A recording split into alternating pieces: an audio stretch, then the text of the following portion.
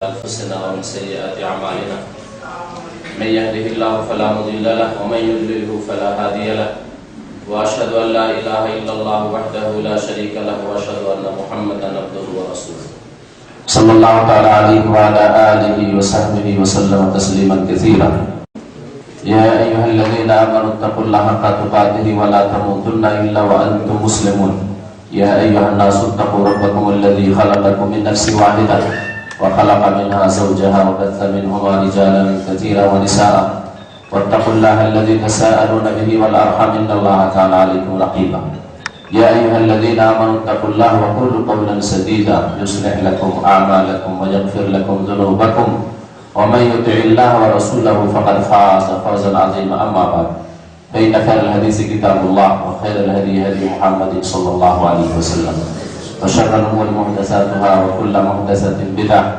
وكل بدعة ضلالة وكل ضلالة في النار أعوذ بالله من الشيطان الرجيم اتبعوا ما أنزل إليكم من ربكم ولا تتبعوا من دونه أولياء قليلا ما تذكرون وقال رسول الله صلى الله عليه وسلم كل أمتي يدخلون الجنة إلا من أبى قيل ومن أبى قال من أطاعني دخل الجنة ومن عصاني فقد أبى أخرجه البخاري في صحيحه সম্মানিত উলামায়ে কেরাম শ্রদ্ধেয় ভাতৃমণ্ডলী আল্লাহ পাক রব্বুল আলামিনের যাবতীয় প্রশংসা যে আল্লাহ পাক রব্বুল আলামিন একক ওয়াহদাহু লা শারীক যে আল্লাহ পাক রব্বুল আলামিন যেমন তার কাজে তাওহীদের রুবুবিয়তে তার কাজে একক তেমনি তার নাম গুণাবলীতে আসমা সিফাতে একক ঠিক তেমনি তার ইবাদত বন্দেগীতে বান্দা যা আল্লাহর নৈকট্য লাভের জন্য করে সেসব ক্ষেত্রে তাওহীদুল উলুহিয়া তাওহীদুল ইবাদত ক্ষেত্রে আল্লাহ পাক একক আল্লাহ পাকের কোনো শরীক নেই আল্লাহ পাকের কাজে কোনো শরীক নেই আল্লাহ পাকের গুণাবলীতে কেউ শরীক নেই আল্লাহ পাক রব্বুল আলামিনের ইবাদত বন্দেগীতে কোনো কিছু শরীক নেই সালাতু ওয়া সালাম নাযিল করে মুহাম্মদ রাসূলুল্লাহ সাল্লাল্লাহু আলাইহি ওয়াসাল্লামের উপর যাকে আল্লাহ পাক রব্বুল আলামিন সারা বিশ্ব জাহানের জন্য সুসংবাদ দাতা করেছেন যদি তারা তার দাওয়াতকে সাদরে গ্রহণ করে তাকে সতর্ককারী নাযীর করেছেন ওই সব লোকদের জন্য যারা রাসূলুল্লাহ সাল্লাল্লাহু আলাইহি ওয়াসাল্লামের নিয়ে আসা দিন পৌঁছে যাওয়ার পরেও তা অবহেলা করেছে তাকে অবজ্ঞা করেছে তা ছেড়ে দিয়েছে তা গ্রহণ করেনি অথবা জন্মসূত্রে পেল তার কদর করেনি তার মূল্যদান করেনি আল্লাহ পাক রব্বুল আলামিন তাদের জন্য মুহাম্মদ রাসূলুল্লাহ সাল্লাল্লাহু আলাইহি ওয়াসাল্লামকে নযীর সতর্ককারী সাবধানকারী বানিয়েছেন সতর্ক সাবধান করেছেন ওসব অবাধ্য লোকদেরকে নাফরমানদেরকে যারা আল্লাহ প্রদত্ত বিধানের নাফরমানি করে থাকে সুসংবাদ দিয়েছেন ওইসব মানুষদেরকে যারা আল্লাহ পাক রব্বুল আলামিনের নাযিলকৃত বিধান মোতাবেক জীবন প্রত্যেকটি ক্ষেত্রে চলার চেষ্টা করে আল্লাহ পাক রব্বুল আলামিন যেন আমাদেরকে তার নাযিলকৃত দ্বীনকে মেনে নেওয়ার তৌফিক দান করেন অন্তর থেকে তাকে স্বীকার করার তৌফিক দান করেন স্বেচ্ছায় মনের খুশির সাথে তার জীবনের প্রত্যেকটি ক্ষেত্রে পালন করার আল্লাহ পাক যেন তৌফিক দান করেন কাজে পরিণত করার তৌফিক দান করেন সম্মানিত ভাতৃমণ্ডলী আল্লাহ পাক রব্বুল আলামিনের শুকরিয়া হামদ ও সানা এবং রাসূলুল্লাহ সাল্লাল্লাহু আলাইহি ওয়াসাল্লামের উপর সালাত ও সালাম পেশ করার পরে বিশেষ করে শুকরিয়া আদায় করি এই ইসলামিক সেন্টার যে আল-বাহার এই আল-বাহার কর্মকর্তা মুদির থেকে শুরু করে আরো যেসব কর্মকর্তারা সাথী সঙ্গীরা রয়েছেন তাদের এবং এই সরকারের শুকরিয়া আদায় করি যারা আমাদের জন্য নিজের ভাষায় দ্বীন শিখার এবং শিখাবার সুব্যবস্থা করে দিয়েছেন আল্লাহ পাক তাদের যেন জাযায়ে খায়র দান করেন উত্তম প্রতিদান দান করেন আরো শুকরিয়া আদায় করি আমাদের তাই ভাইদের আমাদের সামনে যেসব শেখ ভাইরা রয়েছেন শেখ সাদিকুর রহমান শেখ ইরফান এবং শেখ শুআইব হাফিজাহুল্লাহ তাআলা জামিআন আল্লাহ পাক রব্বুল আপনাদের সকলের হেফাজত করেন প্রত্যেক মুমিন মুমিনাতের যে যেখানে আছেন আল্লাহ পাক রব্বুল আলামিন যেন হেফাজত করেন আল্লাহ পাক তাদের যেন উত্তম প্রতিদান দান করেন এবং তার সাথে সাথে যারা স্বেচ্ছাসেবক আজকের এই গুরুত্বপূর্ণ দ্বীনি মজলিসকে কায়েম করার ক্ষেত্রে যারা সাহায্য সহযোগিতা করেছেন যে কোনো ভাবে আল্লাহ পাক তাদের যেন উত্তম বদলা দান করেন এবং তাদের নেক আমল কবুল করেন আল্লাহ পাক উত্তম প্রতিদান করেন আমাদের প্রত্যেক ভাইদেরকে যেসব ভাইরা এখানে হাজির হয়েছেন আল্লাহ পাকের দ্বীনের কথা কোরআন এবং হাদিসের কথা শোনার উদ্দেশ্যে, কোরআন এবং হাদিসের কথা আল্লাহর দ্বীন সম্পর্কে জানার উদ্দেশ্যে, আর জানার পরে ইচ্ছা রয়েছে যে জানবো, অন্তর থেকে মানবো, স্বীকার করব এবং তা কাজে পরিণত করব। আল্লাহ পাক রব্বুল আলামিন আমাদের সকলে যেন বরকত দান করেন। আল্লাহ পাক রব্বুল আলামিন যেন কোরআনে কারীমকে আমাদেরকে উপকৃত করেন। আল্লাহ পাক রব্বুল আলামিন যেন আমাদেরকে রাসূলুল্লাহ সাল্লাল্লাহু আলাইহি ওয়াসাল্লামের হাদিস দিয়ে আমাদেরকে উপকৃত করেন দুনিয়াতে এবং আখিরাতে।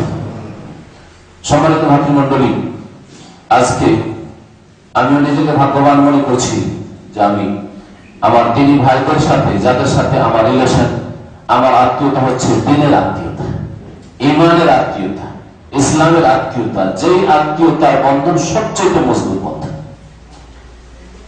যে সম্পর্ক নষ্ট হয় না। রক্তের সম্পর্ক মনোমালিন্য হলে নষ্ট হয়ে যায়।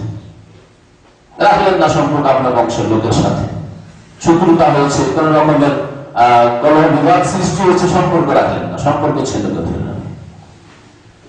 আপনার পাশে বসবাস করে কিন্তু আল্লাহ পরকালে বিশ্বাসী নয়, আল্লাহকে ভালোবাসে না, রাসূলুল্লাহ সাল্লাল্লাহু আলাইহি ওয়াসাল্লামকে ভালোবাসে না, কোরআন এবং হাদিসকে ভালোবাসে না, দিন ইসলামকে ভালোবাসে না, দিন ইসলাম মোতাবেক জীবন যাপন করতে চায় না, দিন ইসলাম থেকে দূরে সরে গেছে, তাদের সাথে আত্মীয়তা নেই, তাদের সাথে আত্মীয়তা বিচ্ছিন্ন। দুনিয়াতে বিচ্ছিন্ন করতে হবে, আর আখিরাতে ওয়াতাকাত্তাআত বিহিমুল আসবাব, সমস্ত রকমের আত্মীয়তা ছিন্ন ভিন্ন হয়ে যাবে। আল্লাহ পাক কোরআনে ঘোষণা করেছেন একমাত্র ঈমান এবং তাকওয়ার আত্মীয়তা, রিলেশন বহাল থাকবে কিয়ামতের দিন। আল আখিল্লাহু বা'দুহুম লিবা'দিন আদুউন ইল্লাল মুত্তাকিন। বন্ধু বান্ধবরা, বন্ধু মহল, সাথী সঙ্গীরা, যাদের সাথে দুনিয়ায় দেখা সাক্ষাৎ হয়েছে, বা'দুহুম লিবা'দিন আদুউন, একে অপরের শত্রু দুশমন হয়ে যাবে সেই দিন। ইল্লাল মুত্তাকিন, তবে আল্লাহ ভীরু যারা, আল্লাহকে যারা ভয় করেছে, আল্লাহকে ভয় করেছে, সুতরাং তার প্রতি ঈমান নিয়ে এসেছে, তাকে না দেখে বিশ্বাস করেছে, তিনি যে সব কথা বিশ্বাস করতে বলেছেন না দেখে বিশ্বাস করেছে, আল্লাযীনা ইউমিনুনা বিল গায়ব, তারাই তো মুত্তাকিন। আল্লাহ পাক করে বলেছেন যারা রাসূলুল্লাহ সাল্লাল্লাহু আলাইহি ওয়াসাল্লাম বিশ্বাস করেছে, রাসূলুল্লাহ সাল্লাল্লাহু আলাইহি ওয়াসাল্লামের কাছে ওহী আসতো, ওহী এসেছে, বিশ্বাস করেছে, একমাত্র রাসূলুল্লাহ সাল্লাল্লাহু আলাইহি ওয়াসাল্লামের বাতলানো তরিকা মোতাবেক ইসলামী জীবন করতে হবে, কথাই যারা বিশ্বাসী, এই সম্পর্ক কিয়ামতেও থাকবে, দুনিয়াতেও থাকবে, সবসময় থাকবে। আপনি যতই বলেন যে তোমার সাথে সম্পর্ক রাখি না, তারপরেই সম্পর্ক নষ্ট হবে না যতক্ষণ পর্যন্ত ঈমান রয়েছে, ইসলাম রয়েছে, তাওহীদ রয়েছে, সুন্নাতের উপর কায়েম রয়েছে। আর যখন তাওহীদকে শিরকে রূপান্তরিত করে দেবে, ঈমান হারা হয়ে যাবে, যখন ইসলাম থেকে দূরে সরে যাবে, তখন যতই বলেন যে ঘনিষ্ঠ বন্ধু, এই বন্ধুত্ব থাকবে না, কিয়ামতের দিনে কোনো কাজ আসবে না। কিয়ামতের দিনে দিনের জন্য আমি আপনাকে ভালোবাসি, আপনি আমাকে ভালোবাসেন। আরো প্রায় এখানে বসে আছেন, নিজের বিবি বাচ্চা আত্মীয় স্বজন ছিল, ছুটির দিনে বসে আছেন, কি উদ্দেশ্যে বসে আছেন?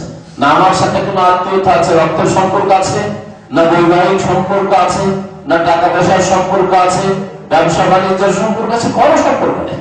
সম্পর্ক যদি থাকে, যে সম্পর্ক যদি এখানে বসে আছেন এবং এখানে এসে বিনা বেতনে, বিনা পয়সাতে তারা আল্লাহর দ্বীনের কাজ করছেন, আর আরবি ভাষায় নয় যে নিজের এলাকার লোকে, নিজের দেশবাসী শুধু উপকৃত হবে, বাংলা ভাষায়, অন্যান্য বিভিন্ন ভাষায় দ্বীনের দাওয়াতের কাজে তারা জান, মাল, শ্রম, সময় সবকিছু ব্যয় করছেন একমাত্র এই ঈমানী সম্পর্কের জন্য। আল্লাহ পাক রব্বুল আলামিন আমাদের ঈমানী সম্পর্ক যেন মজবুত করে দেন। আজকে প্রথম দিনে আপনাদেরকে পেয়েছি, সুতরাং এই দিনে এমন কিছু আলোচনা রাখবো যাতে আমিও উপকৃত হই। কারণ যেই ব্যক্তি বলছে তাকে প্রথম লাভবান হইতে উপকৃত হইতে, আমি যদি আমার কথা থেকে নিজেই লাভবান না হই, তাহলে আপনাকে যদি শুধু লাভবান করার চেষ্টা করি, তা আমি তো প্রদীপের মতো হইলাম, চেরাগের মতো হইলাম। প্রদীপের তলায় অন্ধকার থাকে, আসল জায়গায় অন্ধকার। হ্যাঁ, আল্লাহ পাক রব্বুল আলামিন আমাদেরকে যেন ওইরকম না করে যে প্রদীপ অন্যকে তো আলো দিয়ে থাকে কিন্তু নিজেকে আলোকিত করতে পারেন। আল্লাহ পাক যেন আমি যা বলবো আমাকে প্রথম উপকৃত হওয়ার তৌফিক দান করেন। আল্লাহ পাক যেন আমাকে প্রথম সিরাতে মুস্তাকিমের উপর রাখেন, হিদায়াতের উপর কায়েম রাখেন। এবং তারপরে দোয়া করি আমার মুমিন ভাই বোনদের জন্য, আর বিশেষ করে যে ভাইরা এখানে হাজির হয়েছেন তাদের জন্য আল্লাহ পাক সকলকে যেন কোরআন এবং হাদিস তারা হিদায়াতের পথে আসার তৌফিক দান করেন, অন্তরকে খোলার তৌফিক দান করেন। যে অন্তর আমাদের খোলা আছে, আল্লাহ পাকের কথা আসলে সাদরে গ্রহণ করব। অন্তর আমাদের খোলা আছে, রাসূলুল্লাহ সাল্লাল্লাহু আলাইহি ওয়াসাল্লামের কথা আসলে আমরা সাদরে গ্রহণ করব, কারণ আমরা মুমিন, বিশ্বাসী অবিশ্বাসী নই। কারণ আমরা মুসলিম, আত্মসমর্পণকারী, আল্লাহ পাকের দ্বীনের সামনে আত্মসমর্পণ করেছি, আল্লাহ পাকের ইবাদত বন্দেগীর সামনে আত্মসমর্পণ করেছি, আল্লাহ নাযিলকৃত বিধান বিধিবিধানের সামনে আত্মসমর্পণ করেছি।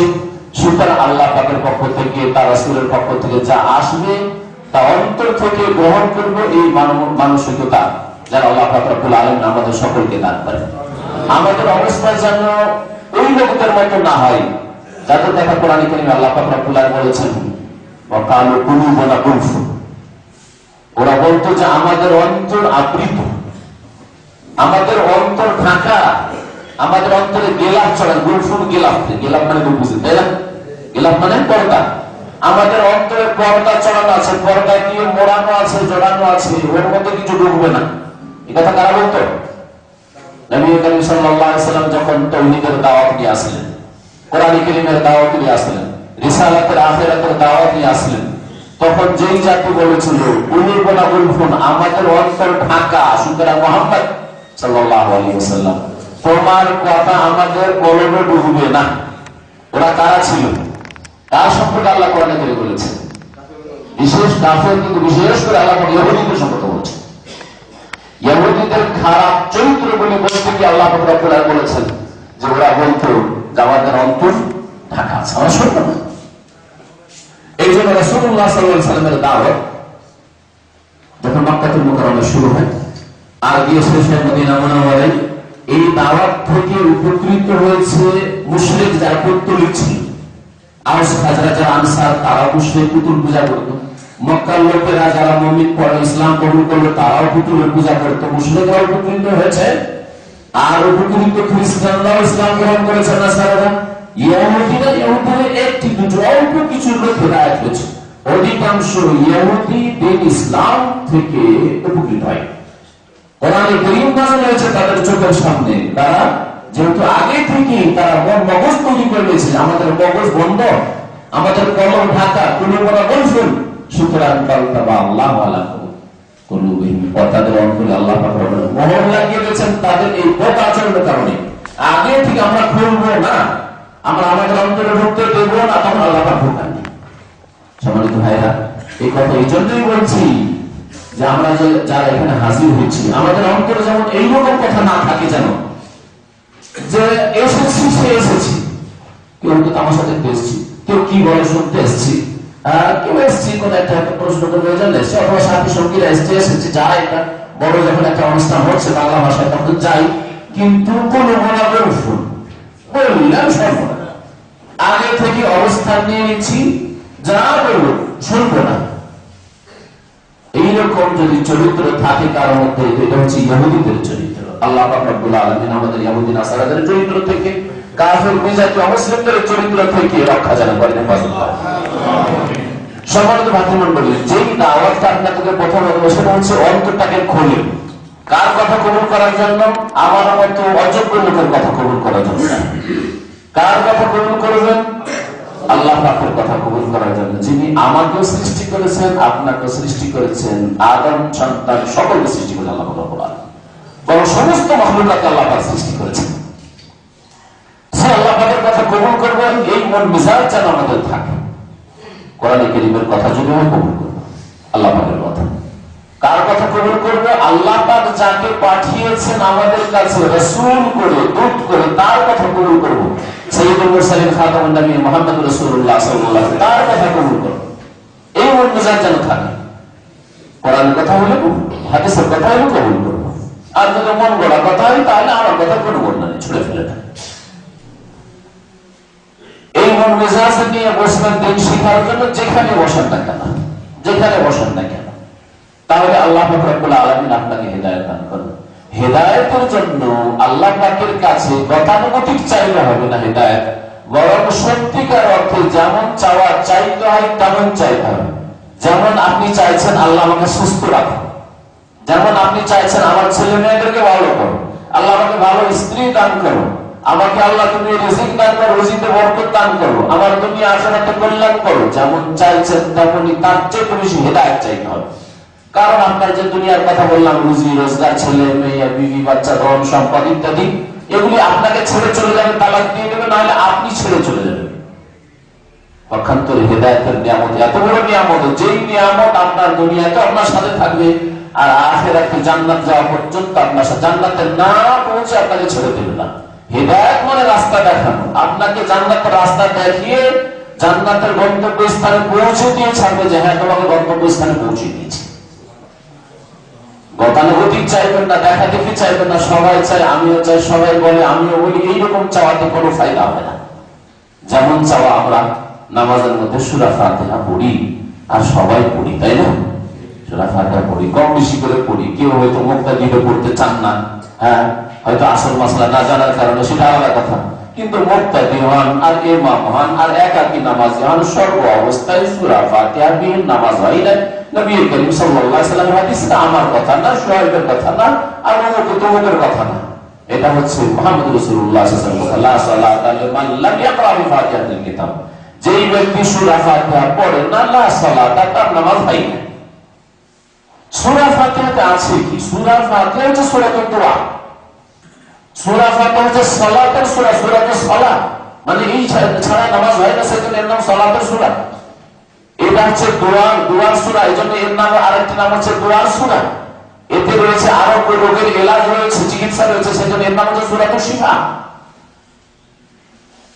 এই সূরাতুল ফাতিহাতে 3.5 আয়াত প্রথম দিকে আছে, তাকে আল্লাহ পাকের গুণগান, আল্লাহ পাকের মহত্ব বড়ত্ব আপনি বয়ান করলেন, প্রশংসা হামদ সানা করলেন। আর তারপরে বাকি যে 3.5 আয়াত রয়েছে, ওয়া ইয়্যাকা নাস্তাইন, আল্লাহ একমাত্র তোমার কাছেই সাহায্য চাই, আর কারো কাছে সাহায্য চাই না। ইহদিনাস সিরাতাল মুস্তাকিম, আল্লাহ আমাদের সরল পথ দেখাও, সঠিক পথ দেখাও, মুস্তাকিম সোজা পথ দেখাও, যেই পথটি দ্বীনের উপর রাখবে, দ্বীনের রাস্তা থেকে আমার ঈমান ইসলামের গাড়িকে নামিয়ে দিয়ে দুর্ঘটনা পাবে না। দ্বীন ইসলামের রাস্তার উপর থাকবে, এটা হচ্ছে সিরাতুল মুস্তাকিম। আর যেই রাস্তার শেষ প্রান্তে রয়েছে জান্নাত, জান্নাত পৌঁছে আমাকে ছাড়বে, ইহদিনাস সিরাতাল মুস্তাকিম। এটা শুধু আপনি অভ্যাসগতভাবে, গতানুগতিকভাবে আপনি সূরা ফাতিহা পড়বেন তা করবেন না। অন্তর থেকে যখনই সূরা ফাতিহা পড়ছেন, ইমাম সাহেবের শুনছেন, তখন অন্তর থেকে আল্লাহকে বলবেন, আল্লাহ ইহদিনাস সিরাতাল মুস্তাকিম, আল্লাহ তুমি সোজা পথ দেখাও, আমি তোমার সন্তুষ্টির পথ চাই, তোমার রেজামন্দের পথ চাই, তোমার নবী যে রাস্তার উপর সাহাবায়ে কেরাম রাদিয়াল্লাহু তাআলা আজমাইনকে ছেড়ে গেছেন, সেই পথ চাই। এই দোয়াটা অন্তর থেকে করবেন। দোয়া করতে হবে, আর দোয়ার সাথে সাথে মেহনত করতে হবে। দোয়ার মেহনত, ফাজতাহিদু ফি দুআ, নবী করিম সাল্লাল্লাহু আলাইহি ওয়াসাল্লাম বলেছেন, তোমরা দোয়াতে মেহনত করে পরিশ্রম করিও। দোয়াতে মেহনত করতে হবে। আপনি একটু চাইলেন, হজে গেছেন, আরাফায় বসে আছেন, মক্কায় গেছেন, একটু চাইলেন, মেহনত না, আপনি দুনিয়ার কাছে কত মেহনত করছেন, কত আপনি পরিশ্রম করছেন। দোয়াতে মেহনত করতে হবে, নবী করিম সাল্লাল্লাহু আলাইহি ওয়াসাল্লাম বলছেন। তাহলে হেদায়েত সবচেয়ে বড় নিয়ামত, কারণ হেদায়েতই আপনাকে জান্নাতে নিয়ে যাবে। কোরআন এবং হাদিসের রাস্তার উপরে যদি থাকেন, তাহলেই জান্নাতে যেতে পারবেন। আর যদি কোরআন এবং হাদিসের যে রাস্তা, রাজপথ, এই রাজপথ থেকে যদি এদিকে সেদিকে ছোটখাটো রাস্তাগুলি রয়েছে, ডানে বামে, সেদিকে যদি নেমে যান, তাহলে আপনাকে শয়তান বিভ্রান্ত করে দেবে।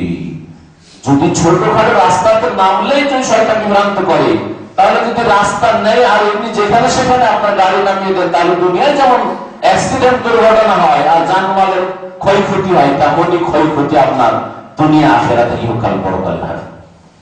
সম্মানিত ভাইরা, আমার কথাগুলি কোন বানানো বলছি না, যে উদাহরণ তার জন্য বলছেন। নবী করিম সাল্লাল্লাহু আলাইহি ওয়াসাল্লাম একদিন একটা লম্বা লাইন টানলেন, তাক দিলেন, খাত্তা রাসূলুল্লাহ সাল্লাল্লাহু আলাইহি ওয়াসাল্লাম খাত্তা, এটা লম্বা লাইন টানলেন, তাক টানলেন এইভাবে। ওয়া খাত্তা হাওলাহু খুতুতান, আর ডানে বামে বেশ কিছু লাইন, ছোট ছোট, এইরকম করে, এদিকে দুটো আর দুটো চারটা, এইরকম ডানে বামে দুটো দুটো করে 4টা লাইন টানলেন। আর বললেন, হাযা সাবিলুল্লাহ, এটা হচ্ছে আল্লাহ পাকের রাস্তা, এটা হচ্ছে আল্লাহ পাকের রাস্তা। আল্লাহ পাকের রাস্তার নাম হচ্ছে সিরাতুল মুস্তাকিম। এর নাম হচ্ছে সিরাত মানে রাস্তা, আর মুস্তাকিম মানে সোজা, সোজা পথ। সোজা পথ, রাজপথ, জান্নাতের পথ হচ্ছে এই লম্বা যেটা চলে গেছে, এটা তার শেষখানে আছে জান্নাত, এখানে আছে জান্নাত।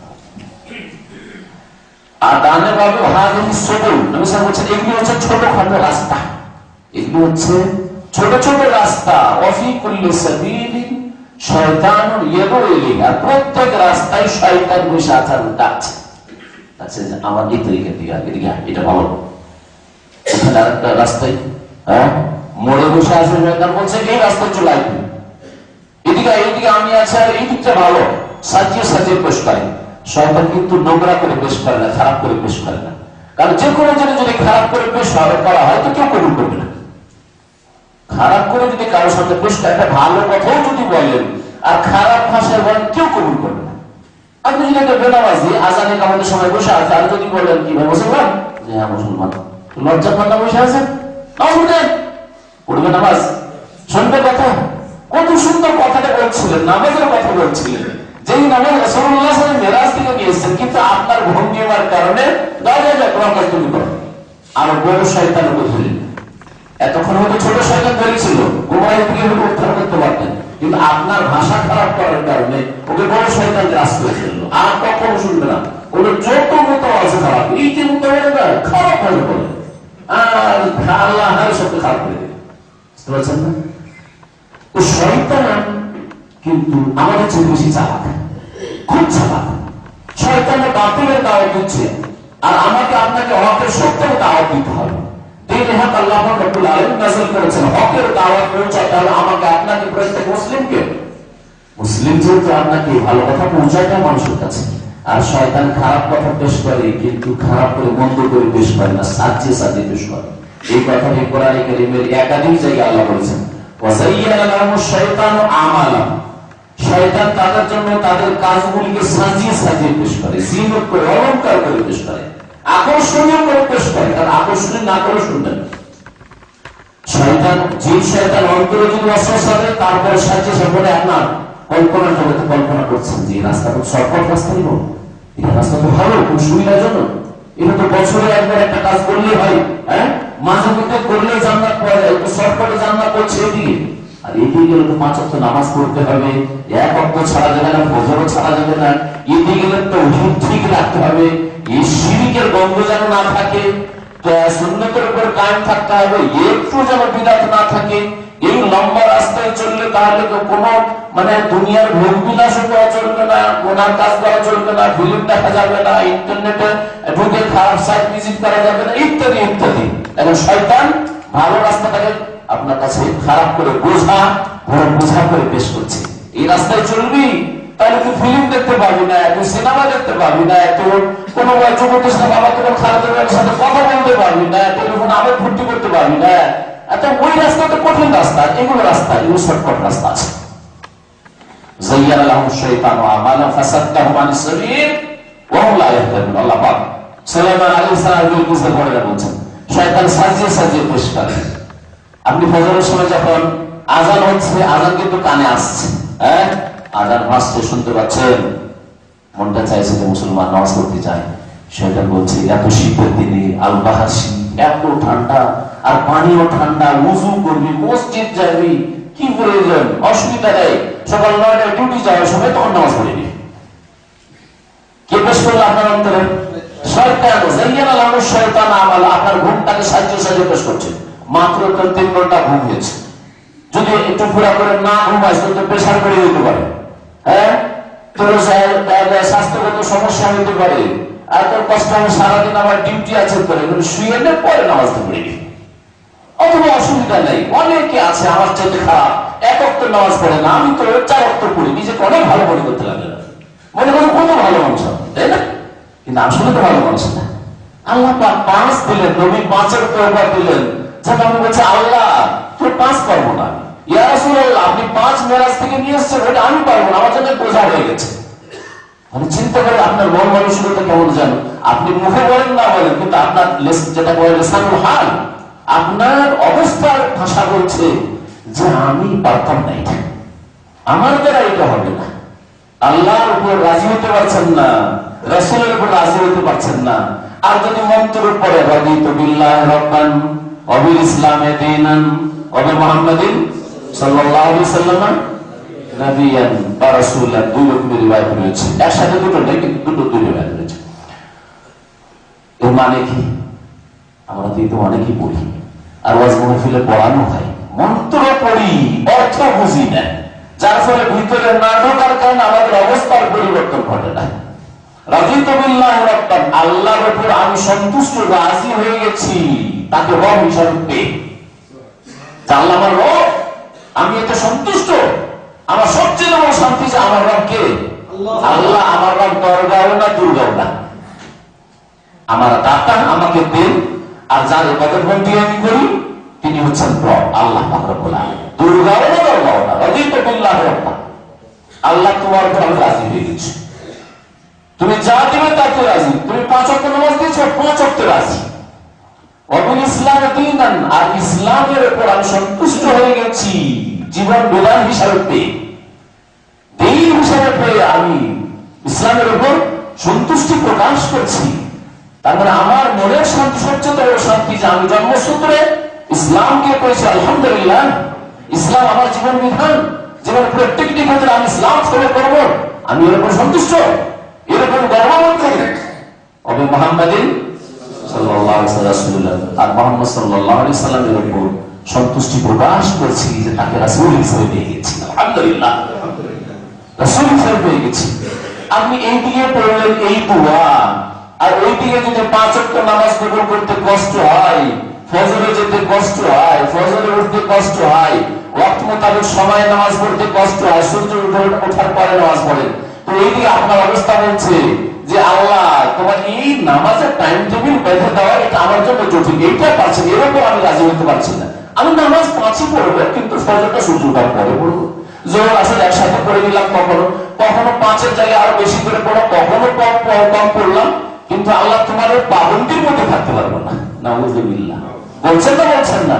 মুখে না বলেন, আপনার অবস্থা হচ্ছে যে ব্যক্তি 5 ওয়াক্ত কায়েম করতে পারেন না, তার অবস্থা বলছে যে আমি আল্লাহর উপর, রাসূলের উপর, দ্বীন ইসলামের উপর রাজি হতে পারছি না। আপনি বলবেন যে আমি অপরাধ বলছি? আমি আর ওই দোয়া, যে দোয়াটি নবী সাল্লাল্লাহু আলাইহি ওয়াসাল্লাম খুব বেশি বেশি করতেন বিভিন্ন সময়, আযানের শেষে বা আযানের ভিতরে, অনেক ওলামা বলেছেন যে রাদিতু বিল্লাহি বা আশহাদু আল্লা ইলাহা ইল্লাল্লাহ আশহাদু আন্না মুহাম্মাদার রাসূলুল্লাহ, এটা যখন বলা হবে আযানে তখন পড়বেন, আর কেউ বলছেন যে আযান শেষে। আর এমনিও নবী করিম সাল্লাল্লাহু আলাইহি ওয়াসাল্লাম যখন তখন এই দোয়াটি নামাজের ভিতরে আপনার তাশাহুদ আর দুরুদের পরে অথবা বিভিন্ন সময় পড়তেন, যে কোনো সময় এই দোয়া করতে পারেন। তো দোয়াই শুধু পড়লেন না, দোয়া মোতাবেক জীবন গড়বেন, আপনি জীবন গড়তে হবে, তাহলে আপনি পারফেক্ট মুসলিম হবেন। রাসূলুল্লাহ সাল্লাল্লাহু আলাইহি ওয়াসাল্লাম যা দিয়ে গেছেন তা কবুল করতে হবে, তাহলে সত্যিকার অর্থে মুসলিম হবেন। আমি আপনি সত্যিকার অর্থে কেমন করে মুসলিম হতে পারবো, এই বিষয়টি সংক্ষেপে আপনাদের সামনে পেশ করব। এই জন্য আমি এই ভূমিকাগুলি পারলাম। অন্তরটাকে খোলা রাখেন যে আজকে খাঁটি মুসলমান হওয়ার ওয়াদা করে যাবো আল্লাহ পাকের সাথে, আমার সাথে না। আল্লাহ তোমার সাথে ওয়াদা করছি যে আজকে থেকে খাঁটি মুসলিম হওয়ার চেষ্টা করবো। জন্মসূত্রে শুধু মুসলিম নয় যে বাপ মা মুসলিম সেই আমি মুসলিম, কারণ এই ইসলাম কতদিন কাজ দেয়? বাই বার্থ, জন্মসূত্রে মুসলিম হওয়ার কাজ দেয় যতদিন পর্যন্ত কোন ছেলে মেয়ে সাবালক সাবালিকা হয় না। যতক্ষণ নাবালক আমরা ছিলাম বা আমাদের ছেলে মেয়েরা নাবালক নাবালিকা আছে, ততদিন পর্যন্ত জন্মসূত্রে বাপ মা সূত্রে যে ইসলামটা পেয়েছে ওইটা কাজে আসে। বাপ মা মুসলিম, এই নাবালক অবস্থা যদি মারা যায় তাহলে বাপ মার সাথে জান্নাতে যাবে। আল্লাহ কোরআনে কারীমে বলেছেন যে তাদের ছেলে মেয়েদের, মুমিনদের ছেলে মেয়েদের তাদের সাথে মিলিয়ে দেবো, তাদের সাথে জান্নাতে পাঠিয়ে দেবো।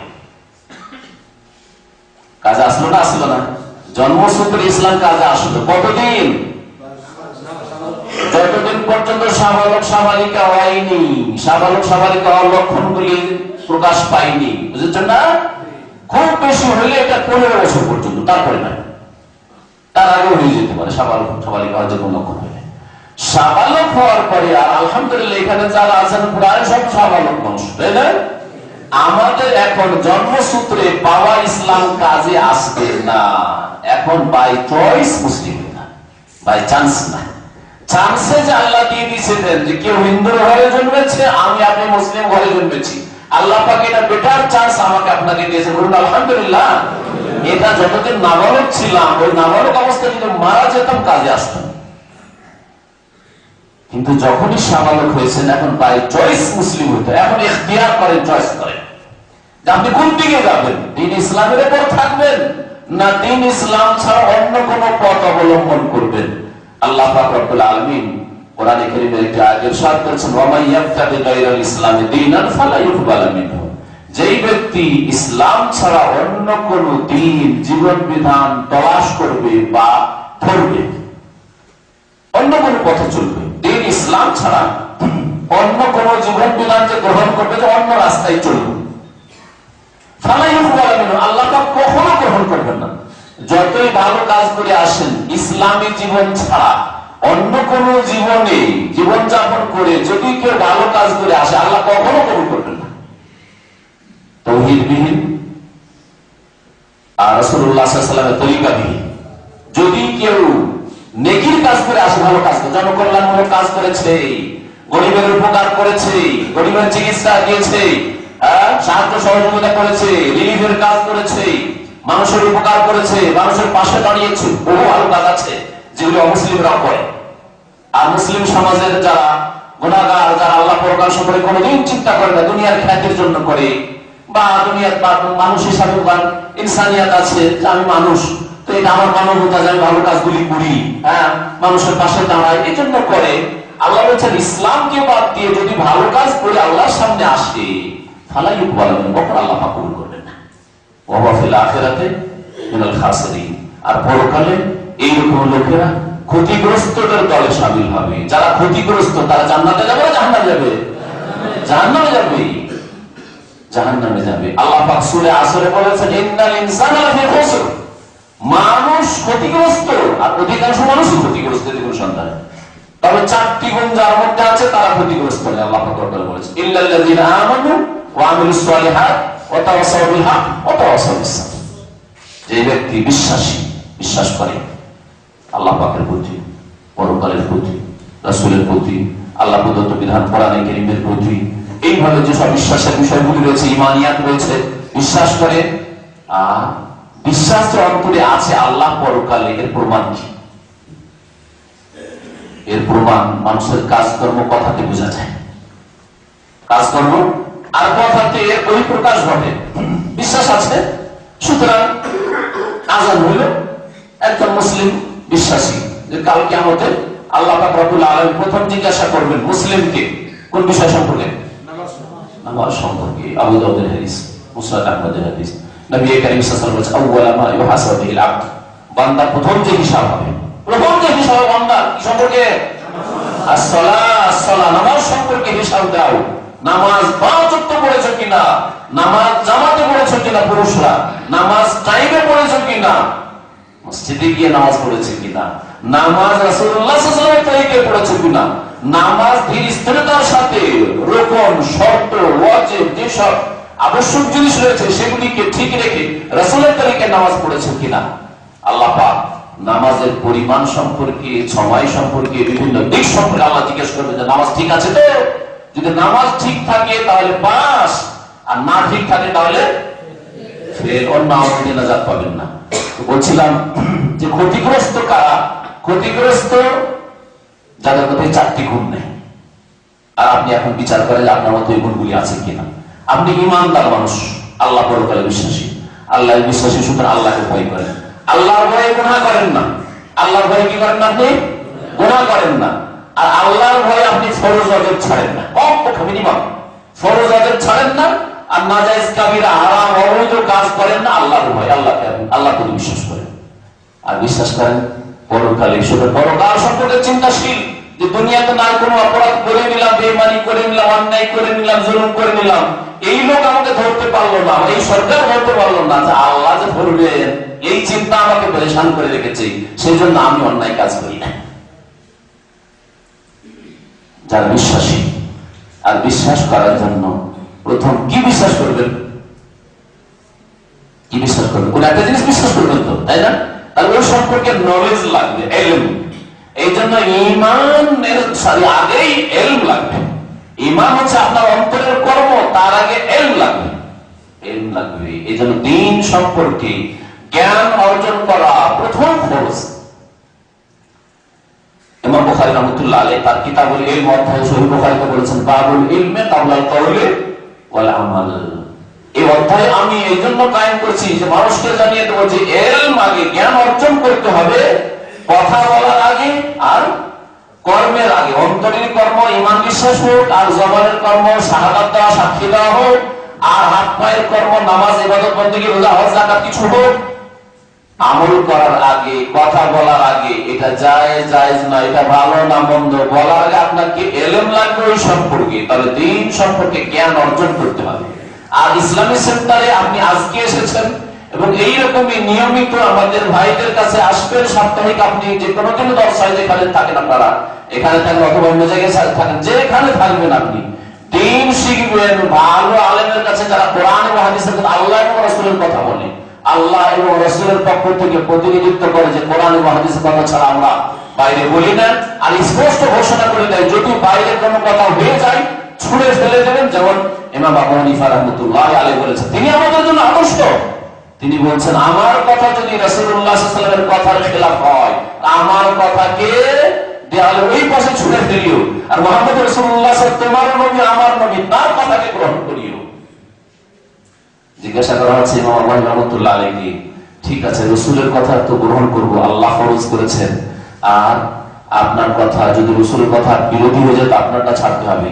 তবে সাহাবীর কথার বিরোধী যদি আপনার কথা হয়ে যায়, আপনি একরকম বলছেন আর সাহাবায়ে কেরামরা আরেক রকম বলেছেন জানতে পারলাম, তখন কি করবেন? তখন তিনি বলছেন উতরুকু কওলিল কওলি সাহাবা, সাহাবায়ে কেরামের কথার সামনে আমার কথাকে ফেলে দিয়ে ছেড়ে দিও। আমার কথাকে ছেড়ে দিতে হবে, সাহাবীর কথা নিতে। কারণ সাহাবীরা সাহাবী কেন? সাহাবী মানে কি? সঙ্গী। কার সঙ্গী? মুহাম্মদ রাসূলুল্লাহ সাল্লাল্লাহু আলাইহি ওয়াসাল্লামের সঙ্গী, রাসূলের সঙ্গী। আর আমি আবু হানিফা রাসূলের সঙ্গী নয়। সুতরাং তারা প্রাধান্য পাবেন যে সরাসরি তারা রাসূলুল্লাহ সাল্লাল্লাহু আলাইহি ওয়াসাল্লামের কাছে শিখেছেন, তাদের কথা নেবে, আমার কথাকে ছেড়ে দেবে। সুতরাং দ্বীন শিখতে হবে, দ্বীন শিখা প্রথম ফরজ। আর শিখার পরে আপনাকে এখন বিশ্বাস করতে হবে, বিশ্বাস করতে হবে। আল্লাহ পাক যা বিশ্বাস করতে বলেছেন তা বিশ্বাস করতে হবে, এর নাম হচ্ছে সহিহ আকীদা। আর বিশ্বাস করতে হবে মানে এই নাই যে মুরব্বীরা বলছেন সবাই এইরকমই বলে, আমাদের দেশে হুজুররা তো এইরকমই ওয়াজ মাহফিলে বলে, আর আমাদের পীর সাহেবদের কাছ থেকে এইরকমই শুনেছি সুতরাং বিশ্বাস করি, এইরকম কথা চলবে না। জ্ঞানের ভিত্তিতে কোরআনের আয়াত আছে, রাসূলের হাদিস আছে, সেজন্য বিশ্বাস করতে হবে। ইল্লাল্লাযীনা আমানু, আপনার অন্তরে যে বিশ্বাস আছে এর প্রমাণ হচ্ছে আপনার আমল কর্ম, ওয়া আমিলুস সালিহাত, সুতরাং ভালো কাজগুলি করে। 2 নম্বরে ক্ষতি থেকে বাঁচার জন্য, দুনিয়ার ক্ষতি থেকে বাঁচবেন, আখিরাতের ক্ষতি থেকে বাঁচবেন, জান্নাত লাভ করবেন, এর জন্য ভালো কাজগুলি করতে হবে। আল্লাহর হকের ক্ষেত্রে ভালো কাজ, মানুষের হকের ক্ষেত্রে ভালো কাজ, বাপ মায়ের হকের ক্ষেত্রে ভালো কাজ, ভালো কাজগুলি করতে হবে। ভালো কাজ করলেন, নিজেকে আপনি সুসজ্জিত করলেন, ভালো মানুষ করলেন, নিজে ভালো মানুষ হলেন। আপনি শুধু নিজে ভালো মানুষ হলেন, পাশের লোককে ভালো করার চেষ্টা করলেন না, রেহাই পাবেন? আপনি নামাজি মাশাআল্লাহ, আপনি হারাম খান না, আপনি কোন রকমের খারাপ কিছু দেখেন না, গুনাহ করেন না, অন্যায় কাজ করেন, কিন্তু আপনার বিবি নামাজি অবহেলা করেন, পর্দা করেন। আপনার দায়িত্ব কি? আপনার দায়িত্ব ওয়াতাওয়াসাউ বিল হক, হক সত্য কথা, আল্লাহর দ্বীনের কথা মানুষকে পৌঁছাতে হবে। আর মানুষকে পৌঁছাতে গিয়ে নিজের নিকটবর্তী লোক থেকে শুরু করতে হবে, কাছের লোক থেকে শুরু করতে হবে। কাছের লোক আপনার বাপ মা, কাছের লোক আপনার স্ত্রী, কাছের লোক আপনার ছেলে মেয়ে, কাছের লোক আপনার ভাই বেরাদর, কাছের লোক হচ্ছে আপনার বংশধর, কাছের লোক আপনার যখন বংশধর হলে আপনার শ্বশুর পরিবার, শ্বশুর বংশধর, আপনার মায়ের বংশধর, আপনার মামা গোষ্ঠী, আপনার খালারা, আপনার ফুফুরা, এইসব হচ্ছে কাছের লোক। ওয়ানজির আশীরাতাকাল আকরাবিন। আল্লাহ পাক নবী মুহাম্মদ রাসূলুল্লাহ সাল্লাল্লাহু আলাইহি ওয়াসাল্লাম বলেছেন, হে নবী তোমার নিকট আত্মীয়দেরকে আল্লাহর আযাব থেকে, আল্লাহর পানিশমেন্ট থেকে সতর্ক করো। যদি আল্লাহর দিকে না ফিরে আসে, আল্লাহর দ্বীনের দিকে না ফিরে আসে, দ্বীনে হকের দিকে না ফিরে আসে, তাহলে এদের জন্য দুনিয়া এবং আখিরাতে আল্লাহ পাকের আযাব রয়েছে, সতর্ক সাবধান করে দাও। নবী করিম সাল্লাল্লাহু আলাইহি ওয়াসাল্লাম চাচাদেরকে ডাকলেন, এমনকি তার ফুফু যে সাফিয়া ছিল আব্দুল মুত্তালিবের মেয়ে, তার নাম ধরে ডাকলেন, এমনকি নিজের মেয়ে ফাতেমাকে ডাকলেন, প্রত্যেকে ডেকে এক একটা করে নাম ধরে ধরে তাদেরকে দাওয়াত দিয়েছেন। লা আমলিকু লাকুম মিনাল্লাহি শাইআ, আল্লাহর কবল থেকে, আল্লাহর আযাব থেকে তোমাদেরকে রক্ষা করতে পারবো না। দুনিয়ার কিছু চাওয়ার পাওয়ার তাকে চেয়ে নাও, কিন্তু আল্লাহর আযাব গজব থেকে তোমাদেরকে রক্ষা করতে পারবো না যদি তোমরা আল্লাহর দ্বীনের উপর কায়েম না থাকো। দাওয়াত দিতে হবে 3 নম্বর কাজ। নিজেও ভালো হবেন আর আশেপাশের লোককে ভালো করতে হবে। দূরে আগে চলে যাবেন না, কাছে থেকে শুরু করবেন। নিজের ফরজ দায়িত্বগুলিকে একেবারে নষ্ট করে দিয়ে ফেলে দিয়ে দূরে কোথাও চলে গেলেন আপনি বিশেষ সময়ের জন্য, এইরকম করবেন না। বরং আপনার নিজের সংসার দেখাশোনা করবেন, বাপ মাকে ডাক্তারখানা নিয়ে যেতে হবে সেটাও করবেন। আপনার কফিলের ডিউটি এখানে আলাদা করতে হবে, কফিলের ডিউটিও করবেন। 8 ঘন্টা ডিউটি করেন না, আরো 16 ঘন্টা বাকি আছে। আপনার 6 থেকে 8 ঘন্টা নয় আরাম বিশ্রাম করা লাগে, আরো 8 ঘন্টা বাকি আছে। এই 8 ঘন্টারে ভাগ করেন যে 2 ঘন্টা আমি এলিম শিখবো, সে কিতাব পড়ে হোক অথবা ভালো আলেমদের আলোচনা বক্তব্য করার হাদিসে ভিত্তিক শুনে হোক, ইসলামী সেন্টারে জালিয়াতে এসে হোক, আমি এলিম শিখবো। আর এলিম শিখার পরে 1-2 ঘন্টা আমি সময় দেব দ্বীনের দাওয়াতের জন্য। বিলায় যাব, বিভিন্ন জায়গায় যাব, যাওয়ার পরে যেখানে দেখবো বাংলাদেশি আছে, যেখানে যারা দেখবো যে ইন্ডিয়ান আছে, যেখানে দেখবো পাকিস্তানি আছে, যাদেরকে আমি বাংলা ভাষা দিয়ে ভালোচোরা ভাষা দিয়ে বুঝাইতে পারবো, তাদেরকে আমি দ্বীনের দাওয়াত দেব। এটা হচ্ছে আল্লাহ পাকের হুকুম, ওয়াতাওয়াসাউ বিল হক সূরা আসরে। আর এই কাজ যখন করতে যাবেন তখন সবাই কিন্তু ফুলের মালা দেবেন আপনাকে। কেউ হয়তো আপনার দ্বারা যখন লাভবান হবে, হেদায়েত পাবে, তখন আল্লাহর শুকরিয়া আদায় করবে, আর আপনারও শুকরিয়া আদায় করে আপনার জন্য অন্তর খুলে দোয়া করবে, আপনাকে ফুলের মালা দিবে, আদর যত্ন করবে। আর অনেকে আছে যারা আপনার দুশমন, শত্রু হবে, কষ্ট দেবে। যখন বলবেন, মানুষের স্বভাব হচ্ছে কোন একটা কাজে লেগে আছে, যদি বলেন এটা ভুল, তো আঘাত লাগে, কষ্ট লাগে। আরে আমি ভুলে থাকলাম, তাই আমাদের ভুল প্রমাণ হয়ে গেল, এটা শিরক, এটা বিদআত, এটা করা যাবে না। একজন লোক নামাজ পড়ে, যদি নামাজ পড়তে বলেন, তার কল্যাণের জন্য বলছেন, তাকে কষ্ট লাগে, আপনি যেন তাকে কষ্ট দিচ্ছেন, অথচ তার হিতাকাঙ্ক্ষী দরদি কত, তাকে জাহান্নামের আগুন থেকে রক্ষা করতে চান। সামান্য 10 মিনিট 5 মিনিটের যদি বিল্ডিং এ আগুন লাগে, আর ওখান থেকে কোনো মানুষকে যদি রক্ষা করা হয়, বা যদি কোথাও সাঁতার জানে না, পানিতে ডুবে, আর ওখান থেকে যদি কাউকে রক্ষা করা হয়, তাহলে কত যে সারা জীবন শুকরিয়া আদায় করবে ওই লোকটি, যে হায় রে কোন কালে আমি ডুবে মরে যেতাম, কোন কালে আগুনে ফেসেছিলাম, ওখানে আমি জ্বলে পড়ে যেতাম, অমুক ভাই আমাকে রক্ষা করেছিল। আল্লাহ পাক কেমন করে ওই লোক আমার কাছে পাঠিয়ে দিয়েছিল, রক্ষা করেছিল, কত শুকরিয়া আদায় করবেন, আর কত যে তার জন্য অন্তর খুলে দোয়া করবেন।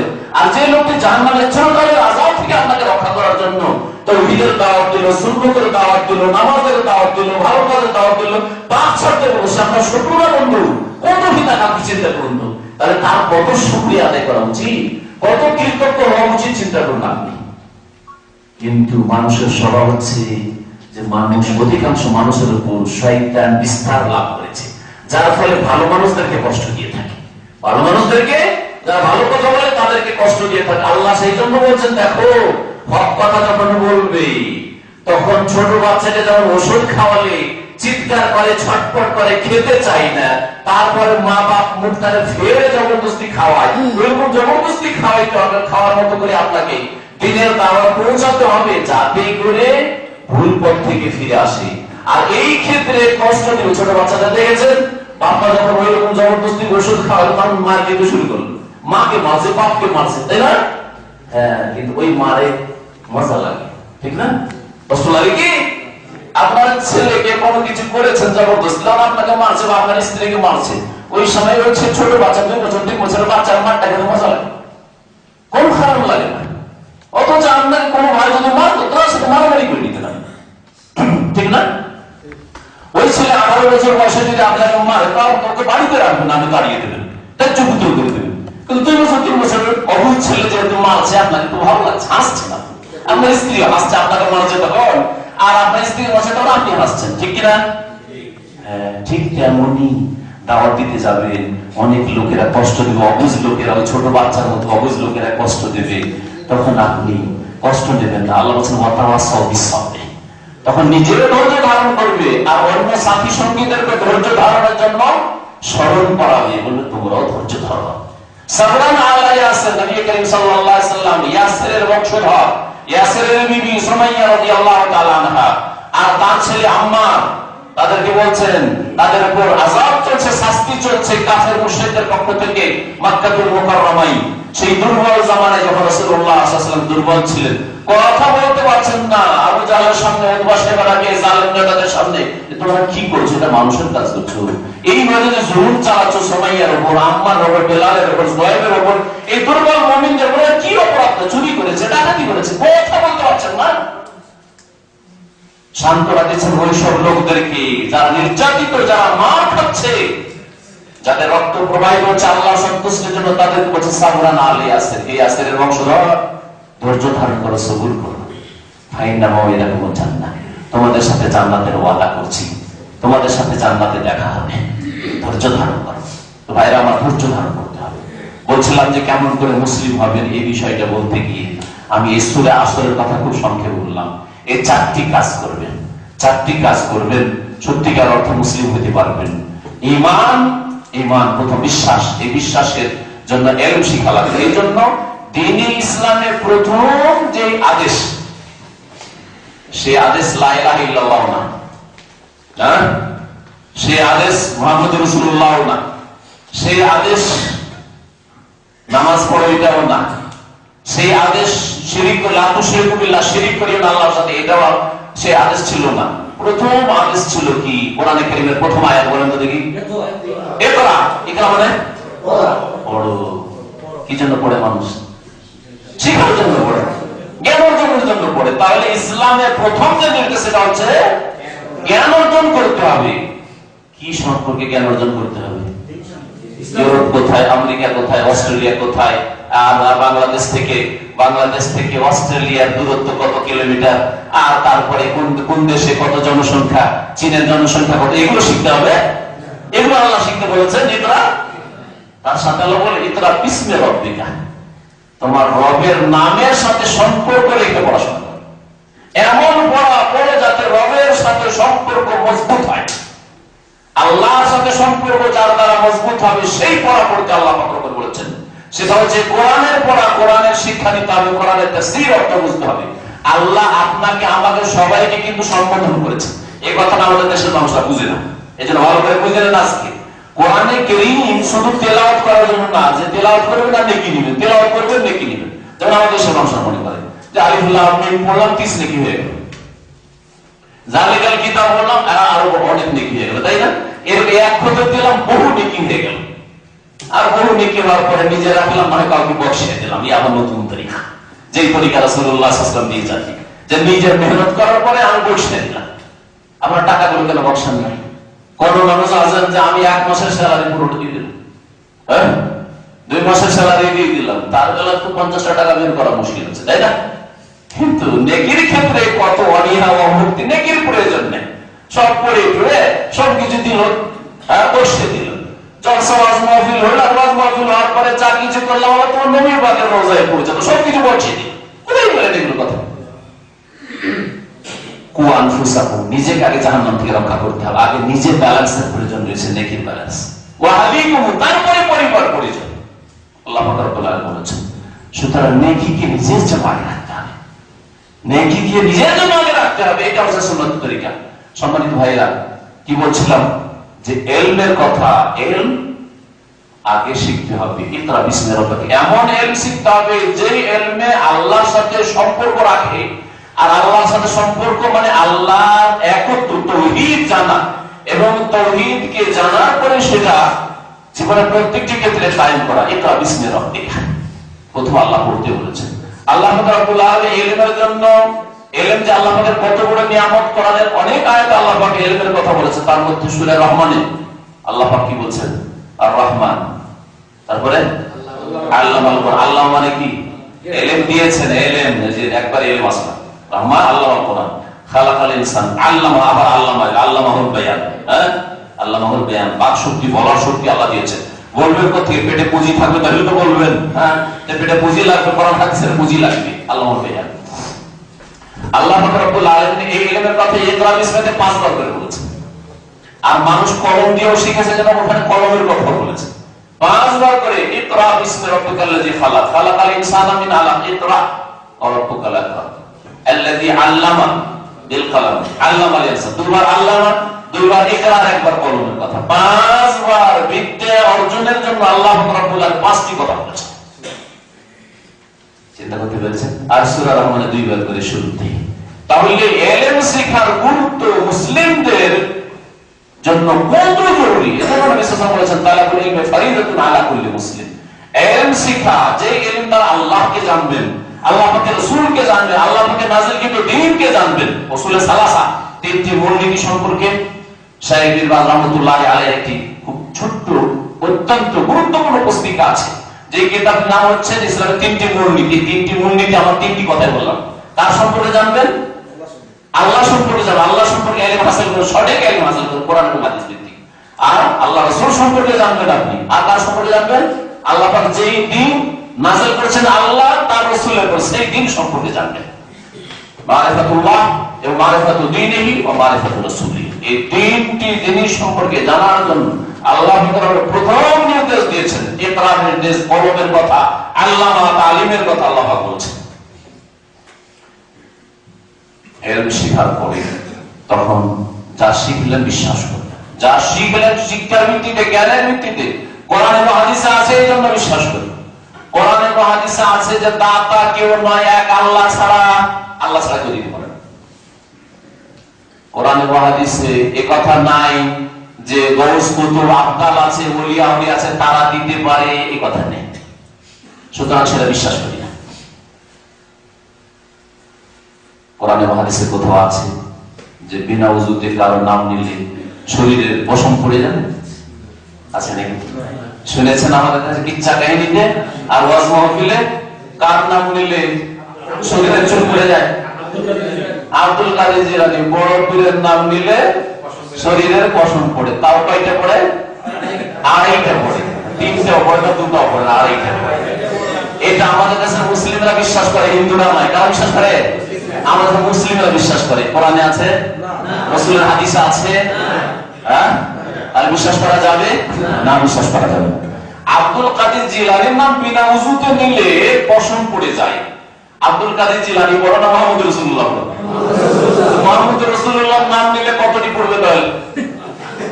হ্যাঁ, আচ্ছা, আব্দুল কাদের জিলানীর নাম নিলে যদি আড়াইটা পশম পড়ে যায়, তো ইমাম আবু হানিফা বড় না আব্দুল কাদের জিলানী বড়? ইমাম আবু হানিফা বড়। ইমাম আহমদ চার ইমামের এক ইমাম, হ্যাঁ? আর তারপর আব্দুল কাদের জিলানীর আগের ইমাম তিনি, তাবিঈন তাবিঈনের যুগের মানুষ ইমাম আবু হানিফা। তাহলে ইমাম আবু হানিফার নাম যদি বিনা ওযুতে কেউ নেয়, তো কতটি কসম পড়বে? 5টা 10টা তো পড়া উচিত। কিন্তু এই কথা কোনো ওয়াজ মাহফিলে শুনেন যে আবু হানিফার নাম বিনা ওযুতে নিলে 10টা কসম পড়ে যাবে? কেন? ওইটা কেন নেই? হ্যাঁ, ওইটা নেই আবার এইটা কোত্থেকে আসবে? মুহাম্মদ রাসূলুল্লাহ সাল্লাল্লাহু আলাইহি ওয়াসাল্লামের নাম নিলে কতটি কসম পড়ে? আচ্ছা, যিনি আল্লাহ পাক মুহাম্মদকে সৃষ্টি করেছেন, আপনাকে করেছেন, আমাকে, আসমান জমিন সূর্য চন্দ্র, খালাকাল খালক, সমস্ত সৃষ্টি জগৎ আল্লাহ পাক সৃষ্টি করেছেন, আল্লাহর নাম বিনা ওযুতে নেওয়া যাবে না? যাবে না? যাবে না? সুবহানাল্লাহ বলা যাবে না? আলহামদুলিল্লাহ বলা যাবে না? আল্লাহু আকবার বিনা ওযুতে বলা যাবে না? একে নামাজ বলে। আপনি ইসলামিক সেন্টারে জালিয়াতে এসে আমাদের দায়ী ভাই শেখদের কাছে যদি শিখেন, তাহলে এখানে জানতে পারবেন ওযু কিসের জন্য শর্ত? নামাজের জন্য ওযু শর্ত। আর কিসের জন্য ওযু শর্ত? যদি কাবা শরীফের তওয়াফ করেন তার জন্য ওযু করা লাগবে, মাস্ট। হ্যাঁ, আর কিসের জন্য? অধিকাংশ ওলামারা বলেছেন যে যদি কোরআন স্পর্শ করেন তাহলে কোরআন মুখস্থ করলে ওযু জরুরি নয়, ওযু তো থাকলে ভালো। আচ্ছা, কোরআনে আল্লাহর কিতাব কোরআন যদি কেউ ছুঁয়ে নেয় বিনা ওযুতে, কয়টা পশম পড়বে? ওখানে পশম পড়লো না, আর জিলানীর নাম নিলে পশম পড়ে গেল। সুবহানাল্লাহ। এটা কি আকীদা, ইসলামিক আকীদা? এটা কি ইসলামিক আকীদা? এগুলি একটু চিন্তা করার জন্য আপনাদের মাইন্ডটাকে খুলতে বলছি। কলমটাকে একটু খুলেন যে আছেন কোথায়, আছি কোথায়। ইলম শিখতে হবে, কোরআন এবং হাদিসের ইলম। গাঁজাখুরি কথাবার্তা শিখলে হবে না। আর ইলম শিখে বিশ্বাস করবেন কি? এই বিশ্বাসের নাম হচ্ছে আকীদা। ইসলামিক আকীদা গ্রহণ করতে হবে, আর বাতিল ভ্রান্ত আকীদা ছাড়তে হবে। আর একটি কিতাব সৌদি আরবের ইসলামিক সেন্টার জালিয়াতগুলিতে পাওয়া যায়, সেই কিতাবটি বলি, ছোট্ট কিতাব কিন্তু খুব গুরুত্বপূর্ণ, পড়বেন। আল আকিদাতুস সাহিহাতু ওয়া মা ইউদাদুহা। আরবি ভাষায় নাম সহিহ আকীদা এবং তার পরিপন্থী বিষয়সমূহ। সহিহ আকীদা, বিশুদ্ধ আকীদা, কোরআনে এবং হাদিসে কি বিশ্বাস আছে, কোরআনে এবং হাদিসে কি আছে যেগুলো বিশ্বাস করা আবশ্যক, না হলে আপনি মুসলিম হতে পারবেন না। আর কোনগুলি ওর বিপরীত, যেগুলি বিশ্বাস করলে মুসলিম হতে পারবেন না, ইসলাম থেকে বেরিয়ে যাবেন। শিরকি আকীদা, ছোট্ট কিতাব, কিন্তু অত্যন্ত গুরুত্বপূর্ণ কিতাব, কোরআন হাদিস সম্বলিত কিতাব। এগুলি পড়ে তাহলে বুঝতে পারবেন যে আল্লাহ বিশ্বাস করবো কি? যা তুমি বলেছো তা বিশ্বাস করবো, তোমার রাসূল যা বলেছেন তা বিশ্বাস করবো। তুমিও বলনি, তোমার রাসূল বলেনি, এমন কথা বিশ্বাসই করবো না। দিন হিসাবে, ইসলাম হিসাবে তো সত্যিকার অর্থে মুসলিম হওয়ার জন্য প্রথম যে কাজটা করতে হবে সেটা এই হৃদয়ে সংশোধন করতে হবে। আমাদের কলবে বিমারি আছে, ব্যাধি আছে। আল্লাহ সূরা আলে ইমরানের শুরুতে ইরশাদ করেছেন কয়েকটি আয়াত পরে, যাদের অন্তরে কি আছে, অন্তরে বক্রতার রোগ আছে। বক্রতার রোগ, অন্তর বাঁকা, সোজা মনে কোরআন বা হাদিস বুঝতেও চায় না, জানতেও চায় না, শিখতেও চায় না। ফায়াত্তাবিউনা মা তাশাবাহা মিনহু, তার অস্পষ্ট কথার পিছনে ছুটে আর স্পষ্ট কোরআন হাদিসের কথাকে ছেড়ে দেয়। কি জন্য? ইবতিগাল ফিতনাত ওয়া ইবতিগা তাওয়িলিহি, আল্লাহ সন্তুষ্টি উদ্দেশ্য নয়, ফিতনা সৃষ্টি করার উদ্দেশ্য। তাহলে ফিতনা কে ছড়ায়? যারা শিরক বিদআতের কথা বলে, ভ্রান্ত আকীদার কথা বলে, যারা তাওহীদের দিকে ডাকে, যারা রাসূলুল্লাহ সাল্লাল্লাহু আলাইহি ওয়াসাল্লামের আদর্শের দিকে ডাকে, তারা ফিতনা ছড়ায় না। যাদের অন্তর বাঁকা হয়ে আছে, রাসূলের তরিকা মোতাবেক জীবন যাপন করতে চায় না, তারা ফিতনা ছড়ায়। ইবতিগাল ফিতনা ওয়াবতিগা তাওয়িলিহি, আর তারা বলে থাকে যে আমরা আসল কোরআনের তত্ত্বে ঢুকতে চাই, কিন্তু আমা ইয়ালামু তাওয়িলাহু ইল্লাল্লাহু ওয়া রাসিখুনা ফিল ইলম। আসল কোরআন এবং হাদিসের তাফসীর, ব্যাখ্যা, বিশ্লেষণ আল্লাহ পাক জানেন, এবং যারা গভীর জ্ঞান রাখে কোরআন এবং হাদিস সম্পর্কে, ওয়া রাসিখুনা ফিল ইলম। সম্মানিত ভাতৃমণ্ডলী, তাহলে সত্যিকার অর্থে মুসলিম হওয়ার জন্য আপনাকে সহিহ ইলম হাসিল করতে হবে। এই জন্য নবী সাল্লাল্লাহু আলাইহি সাল্লাম দোয়া শিখিয়েছেন ইলমের ক্ষেত্রে। ইলমের ক্ষেত্রে দোয়া শিখিয়েছেন, আবু দাউদের হাদিসে রয়েছে। এমনি ইলম শিখতে বলেননি, আল্লাহুম্মা ইন্নী আসআলুকা ইলমান নাফিয়া, ইলমানের সাথে নাফিয়া শব্দটি বানানো আছে। হে আল্লাহ, আমাকে কোন ইলম দান করো? উপকারী ইলম দান করো, যাতে নাফা আছে, লোকসান নেই। উপকারী, লাভজনক ইলম দান করো আমাকে। তাহলে বোঝা গেল যে আল্লাহ আমাকে এমন ইলম দিও না যে ইলম আমার আকীদার ক্ষতি করে, আমার ইসলাম ঈমান ইসলামের ক্ষতি করে, তাওহীদের ক্ষতি করে, রাসূলের তরিকা থেকে দূরে সরিয়ে দেয়, আমাকে দ্বীন ইসলাম থেকে দূরে সরিয়ে দেয়, নাস্তিক বানিয়ে দেয়, মুনাফিক বানিয়ে দেয়, মুশরিক কবর মাজারপন্থী বানিয়ে দেয়। এই রকম ক্ষতি করে ইলম দিও না। দুনিয়ার ক্ষতি করে, আখিরাতের ক্ষতি করে, এইরকম ইলম দিও না। আল্লাহ তোমার কাছে জাদু বিদ্যা চাই না, জ্যোতিষী বিদ্যা চাই না, তোমার কাছে শিরকের বিদ্যা চাই না, তোমার কাছে দরগা দুর্গার বিদ্যা চাই না, তোমার কাছে বিদ্যা চাই নাফিয়া। নবী করিম সাল্লাল্লাহু আলাইহি ওয়াসাল্লাম দোয়া করেছেন, এই দোয়া শিখেছেন আমাদেরকে, আল্লাহ তুমি উপকারী ইলম দান করো। উপকারী ইলম শিখে তা বিশ্বাস করতে হবে। বিশ্বাস করা প্রথম কাজ। জানার পরে সত্যিকার অর্থে মুসলিম হওয়ার জন্য জানতে হবে, কোরআন তেলাওয়াত করলে কোরআনের হক আদায় করলেন না, কথাটি পুরা হয়নি। কোরআনের হক আদায় করার জন্য আপনাকে আল্লাহ যেন আপনাকে সম্বোধন করছেন। আমি আপনাদেরকে বলছি এখন, মানে আপনাদেরকে আমি কি করছি, সম্বোধন করছি, বুঝছেন না? তাই না? আমার কথাটা বোঝার চেষ্টা করবেন, আর আমিও আপনাদেরকে বোঝানোর চেষ্টা করছি, সেজন্য বাংলা ভাষায় বলছি, আরবিতে তো বলছি না, ঠিক না? উর্দু 50-50 বুঝে নেবেন, উর্দুতে তো বলছি না, কারণ উর্দুর চাইতে আরবির চাইতে অনেক বেশি আপনি মাতৃভাষায় নিজের ভাষায় বুঝবেন, ঠিক না? আর আমি আমার যতটা ক্ষমতা ততটা আপনাদের যাতে করে কলমে কথাটা নামে তার জন্য চেষ্টা করছি। আমার চেষ্টায় ত্রুটি রাখি না, এই চেষ্টা আমিও করছি, আপনিও চেষ্টা করছেন, ঠিক না? আল্লাহ রাব্বুল আলামিন কোরআন নাযিল করেছেন আমাদের দিন দুনিয়ার কল্যাণের জন্য। আল্লাহর কালাম কোরআন কি? আল্লাহর কালাম। আল্লাহর কালাম মানে কি? আল্লাহর বাণী। আল্লাহর কালাম মানে আল্লাহ বাণী, আল্লাহর কথা। আমার কথা দিয়ে যেমন আপনাদের সম্বোধন করছি, আল্লাহ পাক তার বাণী দিয়ে, কালাম দিয়ে মানব জাতিকে সম্বোধন করেছেন। আমাকে আল্লাহ সম্বোধন করছেন আকিমুস সালাত, আমাকে আল্লাহ সম্বোধন করেছেন ওয়াবুদুল্লাহ ওয়ালা তুশরিকু বিহি শাইআ, আপনাকেও করেছেন। আমাকে আল্লাহ সম্বোধন করেছেন, আপনাকে করছেন ইকরা, পড়ো। ওয়ালা তাকরাবুজ জিনা, আল্লাহ সম্বোধন শুধু মন্ত্রের মতো তেলাওয়াত করে দিলেন আর এক অক্ষরে 10 নেকি নিয়ে নিলেন আর মনে করলেন দুনিয়া আখিরাতে সুখী হয়ে গেলাম। কখনো সুখী হইতে পারবেন না। তাহলে সত্যিকার অর্থে মুসলিম হইতে হলে আল্লাহ পাক যে কি সম্বোধন করছেন বুঝতে হবে। এই ক্ষেত্রে আমি একটা উদাহরণ দিই, সেটা বলি, তাহলে বুঝতে আরো সুবিধা হবে।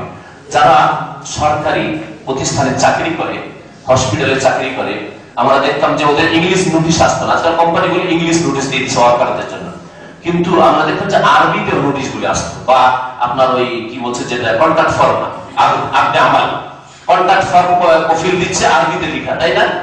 আরবির কন্ট্রাক্ট ফর্ম নিয়ে বাংলাদেশি ভাই অথবা ইন্ডিয়ান, উর্দু ভাষী, পাকিস্তানি আমাদের কাছে চলে আসে ইসলামী সেন্টারে। শেখ আমাদের বুঝিয়ে দেন যে কি কি কফিল আমার কাছে কন্ট্রাক্টে চাইছে, আমাকে কি দেবে, আমার কি পাওনা, আর আমার কাছ থেকে কি নিতে চাই, কি শর্ত বুঝিয়ে নিচ্ছে না। অথবা একটা নোটিশ এসছে সরকারের পক্ষ থেকে, হসপিটালের চাকরি, মিনিস্ট্রি অফ হেলথে, আর ওটাকে ডাক্তাররা আসে আমাদের কাছে, আসার পরে পড়িয়ে দেয় যে এগুলো কি বলতে চাইছে, ঠিক কিনা?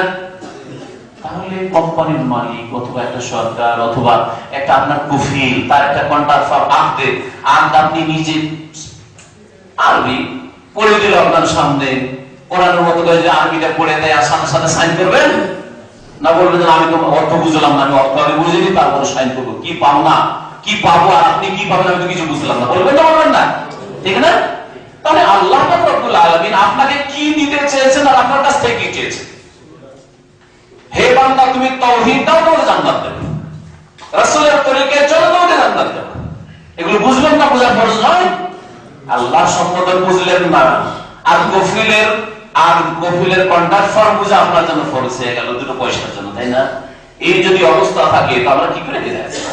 কোরআন বুঝার চেষ্টা করতে হবে, এবং বুঝার পরে আল্লাহ কি বলেছেন, তার রাসূল কি বলেছেন, যা বিশ্বাস করতে বলেছেন সেই মোতাবেক আকীদা গড়ে বিশ্বাস করতে হবে। যা কোরআনে এবং হাদিসে নেই আকীদা হিসাবে, বিশ্বাস হিসাবে, তার কখনো বিশ্বাস করব না। আমাদের দেশের ভ্রান্ত বিশ্বাস হচ্ছে ওলি আউলিয়ারা মরেও মরেন না, চোখের আড়াল হয়ে যান, আর দুনিয়া থেকে চোখের আড়াল হয়ে গেলে তারা আরো বেশি দিতে পারেন, দুনিয়াতে বেঁচে থাকাকালীন যা দিতেন তার চেয়ে বেশি দিতে পারেন তারা, তাই না? কোরআনে আছে, কোন আয়াতে, রাসূলের কোন হাদিসে আছে? নবী সাল্লাল্লাহু আলাইহি ওয়াসাল্লাম দুনিয়া থেকে বিদায়ের পরে হুসাইন রাদিয়াল্লাহু তাআলা শহীদ হয়েছে, রক্ষা করতে পেরেছে? আপন জামাতা দুই মেয়ের স্বামী পরপর ওসমান রাদিয়াল্লাহু তাআলা কবর থেকে পাশে একবারে তার বাড়ি, সেখানে শহীদ করা হচ্ছে, কত নির্মম ভাবে জালিমরা শহীদ হচ্ছে, রক্ষা করতে পারছেন রাসূলুল্লাহ সাল্লাল্লাহু আলাইহি ওয়াসাল্লাম? আল্লাহ ছাড়া কেউ যদি কাউকে রক্ষা করতে পারতো তো প্রথম কে পেতেন? প্রথম পেতেন মুহাম্মদ রাসূলুল্লাহ। প্রথম জিলানী, চিশতি আর শাহজালাল, শাহপুরান পেতেন না, প্রথম কে পেতেন? মুহাম্মদ রাসূলুল্লাহ মর্যাদা পেতেন, যে আল্লাহও পারে আর নবী মুহাম্মদ সাল্লাল্লাহু আলাইহি ওয়াসাল্লামও পারেন, তাই না? কিন্তু নবী মুহাম্মদ সাল্লাল্লাহু আলাইহি ওয়াসাল্লাম রক্ষা করতে পারছেন না, আর এরা রক্ষা করে। এটা ইসলামিক আকীদা না এটা ভ্রান্ত আকীদা? মগজে যদি বসে থাকে উঠিয়ে ফেলতে, আল্লাহ ছাড়া কেউ দিতে পারে না। নবী করিম সাল্লাল্লাহু আলাইহি ওয়াসাল্লামের ছেলে সন্তান বেঁচে ছিল না মারা গিয়েছিল? মারা গিয়েছিল। নবীর মনে কি আশা আকাঙ্ক্ষা ছিল না যে একটা আমার ছেলে সন্তান থাক, বড় ছিল না? আপনাকে ছেলে ভালো লাগে, নবীকে ভালো লাগেনি? যে চারটা মেয়ে তো বড় হইলো কিন্তু আর ছেলেগুলি বড় না হলে অবস্থায় সব মারা গেল, নবী নিজের ছেলেকে রক্ষা করতে পারলেন না, তো নবী নিজে রক্ষা করতে পারছেন না, আর খাজা বাবা আর ওই জিলানী কি করে আপনাকে ছেলে মেয়ে দিতে পারে, আর মাজারে গেলে কি করে ছেলে মেয়ে পাওয়া যেতে পারে, বলুন তো দেখি? এগুলো কি ইসলামিক আকীদা না বাতিল ভ্রান্ত আকীদা? আকীদা ঠিক করে মুসলিম হইতে হবে। এক আল্লাহর ইবাদতকে এক আল্লাহর জন্য খাস করতে হবে, আল্লাহর হক কাউকে দেওয়া যাবে না। দুই নম্বর, আকীদা ঠিক করার পরে, আকীদা মানে শুধু তাওহীদ না, আকীদা মানে পরকাল সম্পর্কে চিন্তাশীল হতে হবে। পরকালকে অধিকাংশ মানুষ ভুলে গেছে, অধিকাংশ মানুষ পরকালকে ভুলে গেছে, যার ফলে শিরক না করলে কেউ মাজারে যায় না, দুর্গাও যায় না, দরগাও যায় না, এগুলো মনে পড়ে না। বেদি কোথায় পরকাল সম্পর্কে চিন্তাশীল? অথচ হাসরের ময়দানে গেলে প্রথম আপনাকে নামাজের কথা জিজ্ঞাসা করে, সেখানে আপনি ফেল, নিশ্চিত ফেল, আপনি বুঝতে পারছেন এই অবস্থা যদি মারা যায় আমাকে ফেল করতে হবে। কোথায় কি অবস্থা আপনার? আপনার আখিরাতে বিশ্বাস আছে? আল্লাহ পাকের সামনে দাঁড়াতে হবে বিশ্বাস আছে? জবাব দিতে হবে বিশ্বাস আছে? জান্নাত জাহান্নামের বিশ্বাস আছে?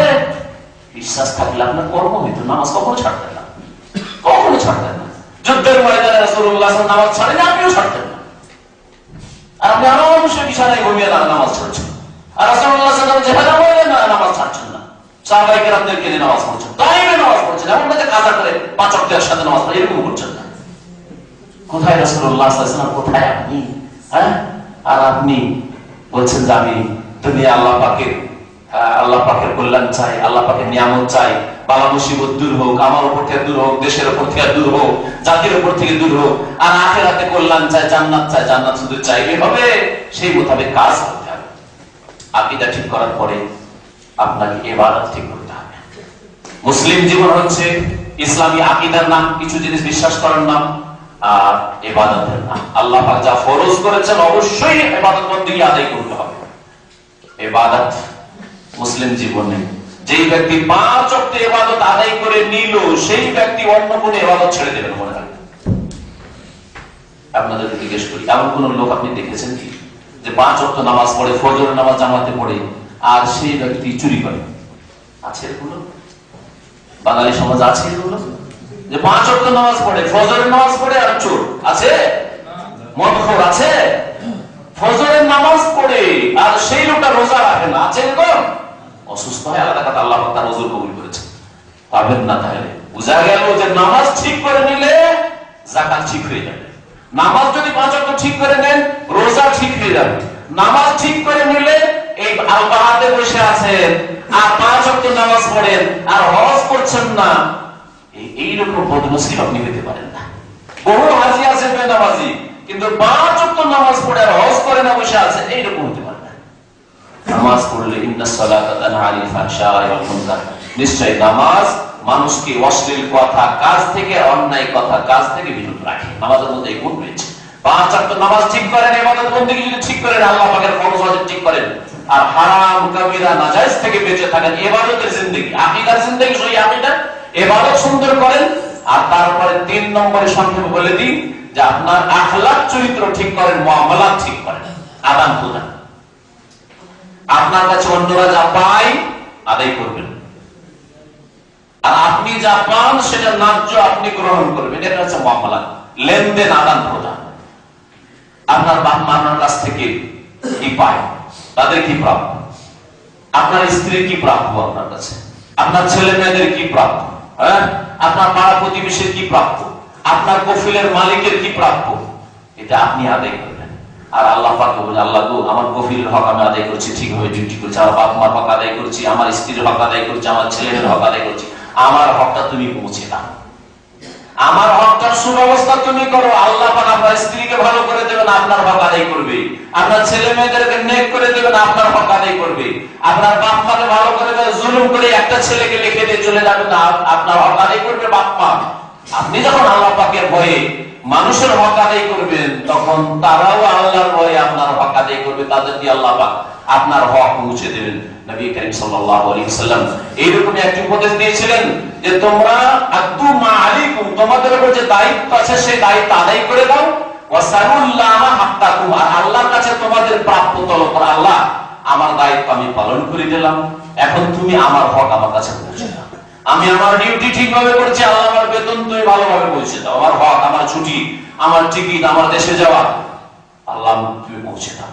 আল্লাহ, আমার স্ত্রীর হক আদায় করছি, তুমি স্ত্রীর হকটা আমার কাছে পৌঁছে দাও। স্ত্রীকে যেমন আমি ভালোবাসি, স্ত্রীর ক্ষেত্রে আল্লাহকে যেমন ভয় করি, জুলুম অত্যাচার করি না, হক নষ্ট করি না, সেও যেন আমার হক নষ্ট না করে, খেয়ানত না করে, আর সতীত্ব নষ্ট না করে, বেহায়ার পর্দা না চলে। দেখবেন আল্লাহ অবশ্যই শুনবেন, কারণ আপনি আল্লাহর ভয়ে তাদের হক আদায় করেছেন। এই 3টি জিনিস বললাম। আকীদা ঠিক করেন, সহি আকীদা যেন আপনার হয়, বাতিল ভ্রান্ত বিশ্বাস না থাকে। কোরআনে হাদিসে যা আছে, যার দলিল প্রমাণ আছে, তাই বিশ্বাস করবেন। এর উপর নতুন কোনো কথা বিশ্বাস করবেন না, না হলে সেটা হবে শিরক অথবা বিদআত হবে। আর ইবাদত সুন্দর করবেন, ইবাদতে কোনো ঘাটতি করবেন না। জাতিতে মুসলমান ভাই 5 ওয়াক্ত পারি না, 4 ওয়াক্ত পড়ি, ফজরতে পারি না, তাহলে আপনি আল্লাহর হক আদায় করলেন না, আপনি সত্যিকার অর্থে মুসলিম হলেন না। এখন আপনার মধ্যে মুনাফিকের চরিত্র আছে, যেমন নবী করিম সাল্লাল্লাহু আলাইহি ওয়াসাল্লাম বলেছেন সবচেয়ে ভারী নামাজ মুনাফিকের কোন নামাজ? ফজর। আর একটা নামাজের কথা বলেছেন নবী সাল্লাল্লাহু আলাইহি ওয়াসাল্লাম, হ্যাঁ, এশার নামাজ। আমি এই হাদিসটার ব্যাখ্যা করি আজকালকার জামানায়, আজকালকার প্রেক্ষাপটে এর ব্যাখ্যা হচ্ছে যে শহরের লোকের জন্য ফজর নামাজ ভারী, শহরের লোকের জন্য ফজর নামাজ ভারী। শহরের লোক যদি মুনাফিকের চরিত্র থাকে, ফজর নামাজ ভারী। ফজর নামাজ উঠে না, সকাল 8টায় ঘুম ভাঙবে, 12টা 1টা পর্যন্ত টিভি দেখে, খবর শুনে, ফিল্ম দেখে, ইন্টারনেটে বসে থাকে, আর তারপরে ফজর ছাড়ে সকাল 8টা 9টায় উঠে। আর গ্রামের লোক যেহেতু বিদ্যুৎ নাই, লাইট নাই, অন্ধকার হয়ে আছে, এশার নামাজ ভারী। গ্রামের মুনাফিক চরিত্রের দুর্বল ইমানের মানুষদের জন্য এশার নামাজ পড়তে ভারী লাগে, মাগরিব পড়ে খেয়ে বেবিচারে ঢুকে পড়লো, ঠিক না? আর ফজরের আগে উঠে বসে আছে, কারণ মাঠে ঘাটে যেতে হবে, শহর বাজারে যেতে হবে, অনেক দূরে যেতে হবে, ফজরে উঠে বসে আছে, ফজর যারা পড়ার পরে। তো এই 2 নামাজ মুনাফিকের জন্য ভারী। আপনাকে যদি ফজরে উঠতে ভারী লাগে, মাসে আপনি 10টা দিন উঠতে পারেন না, তাহলে আপনার মধ্যে মুনাফিকি চরিত্র আছে। আর যদি দেখেন আলহামদুলিল্লাহ আমি মাসে 25টা দিন উঠে যেতে পারি, 30 দিন বলবো না, 25 দিন আমি উঠে যেতে পারি, আর প্রতিদিন আমি অ্যালার্ম 1টা 2টা 6টা মোবাইল আছে, মোবাইল আমি অ্যালার্ম লাগিয়ে রাখি ফজর ওঠার জন্য, তাহলে আপনি মুনাফিকি মুক্ত মুসলমান, তাহলে হয়তো মুসলমান হতে পেরেছেন। আল্লাহ পাকের কাছে দোয়া করেন আল্লাহ পাক যেন 5 ওয়াক্ত নামাজি আমাদেরকে বানিয়ে দেন। আল্লাহ পাক রব্বুল আলামিন সত্যিকার অর্থে আমাদের মুসলিম হওয়ার জন্য তৌফিক দান করেন, আমাদের আকীদাকে ঠিক করার জন্য তৌফিক দান করেন, ইবাদতকে সুন্দর করার আল্লাহ পাক রব্বুল আলামিন যেন তৌফিক দান করেন, আমাদের আখলাক চরিত্র ব্যবহার আচার আচরণ লেনদেন আল্লাহ পাক যেন ভালো করার তৌফিক দান করেন, আমাদেরকে যেন হালাল রিজিক আল্লাহ পাক দান করে, হালাল রিজিকে বরকত দান করেন, হারাম রিজিক থেকে আল্লাহ পাক যেন বাঁচিয়ে রাখেন। আল্লাহ পাক এর কাছে দোয়া করি আল্লাহ তুমি আমাদের দোয়া কবুল করো, আমাদের দুনিয়াতেও সুখী করো, আখিরাতে সুখী করো, জাহান্নামের আযাব থেকে রক্ষা করো। সুবহান রাব্বিকা রাব্বিল ইজ্জাতি আম্মা ইয়াসিফুন ওয়া সালামুন আলাল মুরসালিন ওয়ালহামদুলিল্লাহি রাব্বিল আলামিন। সুবহানাকা আল্লাহুম্মা ওয়া বিহামদিকা আশহাদু আল লা ইলাহা ইল্লা আনতা আস্তাগফিরুকা ওয়া আতুবু ইলাইক ওয়া সাল্লাল্লাহু আলা নাবিয়িনা মুহাম্মদ ওয়া আলা আলিহি ওয়া সাহবিহি আজমাইন। কাফারা, মজলিসের কাফারা, মজলিসে যদি আমার ভুল ভ্রান্তি হয়, আপনাদের যদি অবহেলায় গাফিলতি একটু হইচই মোবাইল রিসিভ, তাহলে এই গুনাহগুলি আলতু ফালতু কাজ যেগুলো হয়েছে এই গুনাহগুলি মাফ হয়ে যাবে যদি একটি ছোট্ট দোয়া পড়েন। 5টা বাক্য আছে, সুবহানাকা আল্লাহুম্মা ওয়া বিহামদিকা আশহাদু আল্লা ইলাহা ইল্লা আনতা শাহাদাতান আস্তাগফিরুকা ওয়া আতুবু ইলাইকা। ইস্তিগফার করলেন, তওবা করলেন, আল্লাহর প্রশংসা করলেন, লা ইলাহা ইল্লাল্লাহ তাওহীদের ঘোষণা করলেন, আল্লাহ পাকের তাসবিহ করলেন, সবচেয়ে উত্তম কথা। আল্লাহ পাক যেন আমাদের নেক আমল কবুল করেন, আমাদের এখানে আশাকে যেন বরকতপূর্ণ করেন। আর শেষখানে শুকরিয়া আদায় করছি সমস্ত আমাদের শাইখ ভাইদের, আর আপনাদের বিশেষ করে শুকরিয়া আদায় করছি যারা দূর দূরান্ত থেকে এখানে এসেছেন। আল্লাহ পাক আপনাদের জাযায়ে খায়ের দান করেন এবং কোরআন এবং হাদিস থেকে দ্বীন নেওয়ার তৌফিক দান করেন। আর কোরআন এবং হাদিস ভিন্ন যদি কেউ কোনো কথা বলে আল্লাহ পাক সেসব ফিতনা থেকে আমাদের বেঁচে থাকার জন্য তৌফিক দান করেন। আল্লাহ পাক আমাদের দুনিয়া এবং আখিরাত যেন সুন্দর করে দেন, আমাদের পরিবারকে যেন সুখী করেন, ছেলে মেয়েদেরকে সুখী করেন, বাপ মাকে সুখী করেন, যারা আমাদের আপনজন ইন্তেকাল করেছে আল্লাহ পাক তাদের রুহের মাগফিরাত করেন, জান্নাতুল ফিরদাউস দান করেন। ওয়া সাল্লাল্লাহু আলা নাবিয়িনা মুহাম্মদ ওয়া আলা আলিহি ওয়া সাহবিহি। এক ভাই জিজ্ঞেস করেছেন বিসমিল্লাহির রহমানির রহিম যে কোনো আলেমের ভুল ভ্রান্তি থাকতে পারে, তো এই ভুল ভ্রান্তি সংশোধনের ক্ষেত্রে তাকে শুধু বলে দিলে হবে নাকি আমভাবে সকলকে জানাইতে হবে? এই বিষয়টা দুই ভাগে বিভক্ত। এক ধরনের ভুল হচ্ছে ব্যক্তি জীবনের ভুল। যদি ব্যক্তি জীবনের ভুল হয়, যেই ভুল দ্বারা অন্য লোকের ক্ষতি হওয়ার কোনো আশঙ্কা না থাকে, তাহলে তাকে একাকী নির্জনে বলতে হবে। যেমন আপনার টাকনার নিচে প্যান্ট আছে, ঠিক আছে না, অনেকের আছে এখানে, তারপরে দাড়ি নাই ধরেন আপনার, ঠিক না, ভুল কি নাই না? ভুল নাই, বড় ভুল না ছোট ভুল? আমি বলছি না যে আমার ছাড়ার মতো ভুল, এটা ভুল। আচ্ছা, এইরকম যেন ভুল আছে। অথবা আপনার পার্সোনাল জীবনে আরেকটু গুরুত্বপূর্ণ, ফজর নামাজ আপনি জানেন, হ্যাঁ, আর সোহেব সাহেব জানেন যে আপনার পাশে প্রতিবেশী আর ফজর নামাজে জানেন, আমার সামনে আপনার ফজর নামাজের কথা, টাকনা প্যান্টের কথা বলে আপনাকে অপমান করাটা ঠিক নয়। সে আপনি সাধারণ মানুষ হন অথবা আলেম, হ্যাঁ, কোন আলেমের দাড়ি যদি ছোট করে রাখে তাহলে তাকে অপমান করার জন্য সমস্ত লোকের সামনে অমুক আলেমের দাড়ি ছোট এটা বলা যায় না, কারণ তার ব্যক্তি জীবনে ওর দাড়ি ছোট থাকলে আমার আপনার কারো ক্ষতি নেই। ক্ষতি আছে? আপনার যদি টাকনার নিচে প্যান্ট থাকে তো আমাদের কারো ক্ষতি আছে? ক্ষতি নেই। কিন্তু যদি আপনার ভুল দ্বারা অন্য লোকের ক্ষতির সম্ভাবনা থাকে, তাহলে এই ক্ষেত্রে সালাফে সালেহিনের তরিকা যে হাদিস বর্ণনা করতে গিয়ে যারা জাল হাদিস পড়েছে অথবা জয়ীফ স্মৃতি শক্তিতে দুর্বল ছিল অথবা তাদের আমল দুর্বল হওয়ার কারণে তারা ফাসিক হওয়ার কারণে হাদিস জয়ীফ হয়েছে, তাদের সম্পর্কে ক্লিয়ার লিখে দিয়েছেন, বলে দিয়েছেন, কিতাব লিখেছেন। আর এমন ভাষা ব্যবহার করেছেন যেগুলো আমাদের দায়ী ভাইরা সকলে জানে। এমনও রাবী বর্ণনাকারী যে অমুক দাজ্জাল ছিল, কাযযাব ছিল, হাদিস গড়তো, তার সে ফাসিক ছিল, সেই ব্যক্তি মদ পান করতো বা সেই ব্যক্তির আকীদা খারাপ ছিল, সব বলে দিতেন। বলতেন না যারা তাদের কিতাবে নেই, এগুলো আমাদের ভাইরা জানছেন, আছে না? জি হ্যাঁ। কারণ যদি এগুলো মুহাদ্দিসের না বলতে ত্রুটি যে অমুক রাবী তার ব্রেন ভালো ছিল না, স্মৃতি শক্তি দুর্বল ছিল, এই কথা যদি না সেই লোক ফাসিক ছিল, তার হাদিস নেওয়া যাবে না, এইসব কথা যদি না বলতেন আজকে আমরা ধোঁকা খেয়ে তাদের সব হাদিস নিয়ে নিয়ে যাও তুই বুঝতেই পারতাম না। বুঝতে পেরেছেন? যেটা দিন ইসলাম না সেগুলোকে দিন ইসলাম হিসেবে গ্রহণ করে নিতাম। এইরকমই ধরেন কারো ত্রুটির কারণে আপনার ক্ষতি হবে, আপনি আপনার বোনের বিবাহ দিতে চাইছেন কোন এক যুবকের সাথে, শেখের সাথে, আমাকে জিজ্ঞেস করছেন যে শেখ আপনি তো সোহেব সাহেবকে জানেন, তো ওনার সাথে আমার বোনের বিয়ে দিতে চাই, দেওয়া যাবে? আমি জানি যে এর মধ্যে কিছু দোষ আছে, অথবা তার আগের স্ত্রী আছে, হয়তো আপনার কাছে ওটা গোপন রেখেছে, লুকিয়ে রেখেছে, জানতে দেয়নি। আমার এখানে বলে দেওয়া উচিত না লুকিয়ে রাখা উচিত? কিন্তু ছেলে মেয়ে আছে, তার একটা স্ত্রী আছে, বলে দেওয়া ফরজ কি ফরজ নয়? কেন ফরজ? ওর যে দোষ, এটা বিয়েটা ভাঙিয়ে দিলাম, ক্ষতি করলাম না? ওনার তো ক্ষতি করলাম, কিন্তু এই ক্ষতি করা জায়েজ শুধু না ওয়াজিব?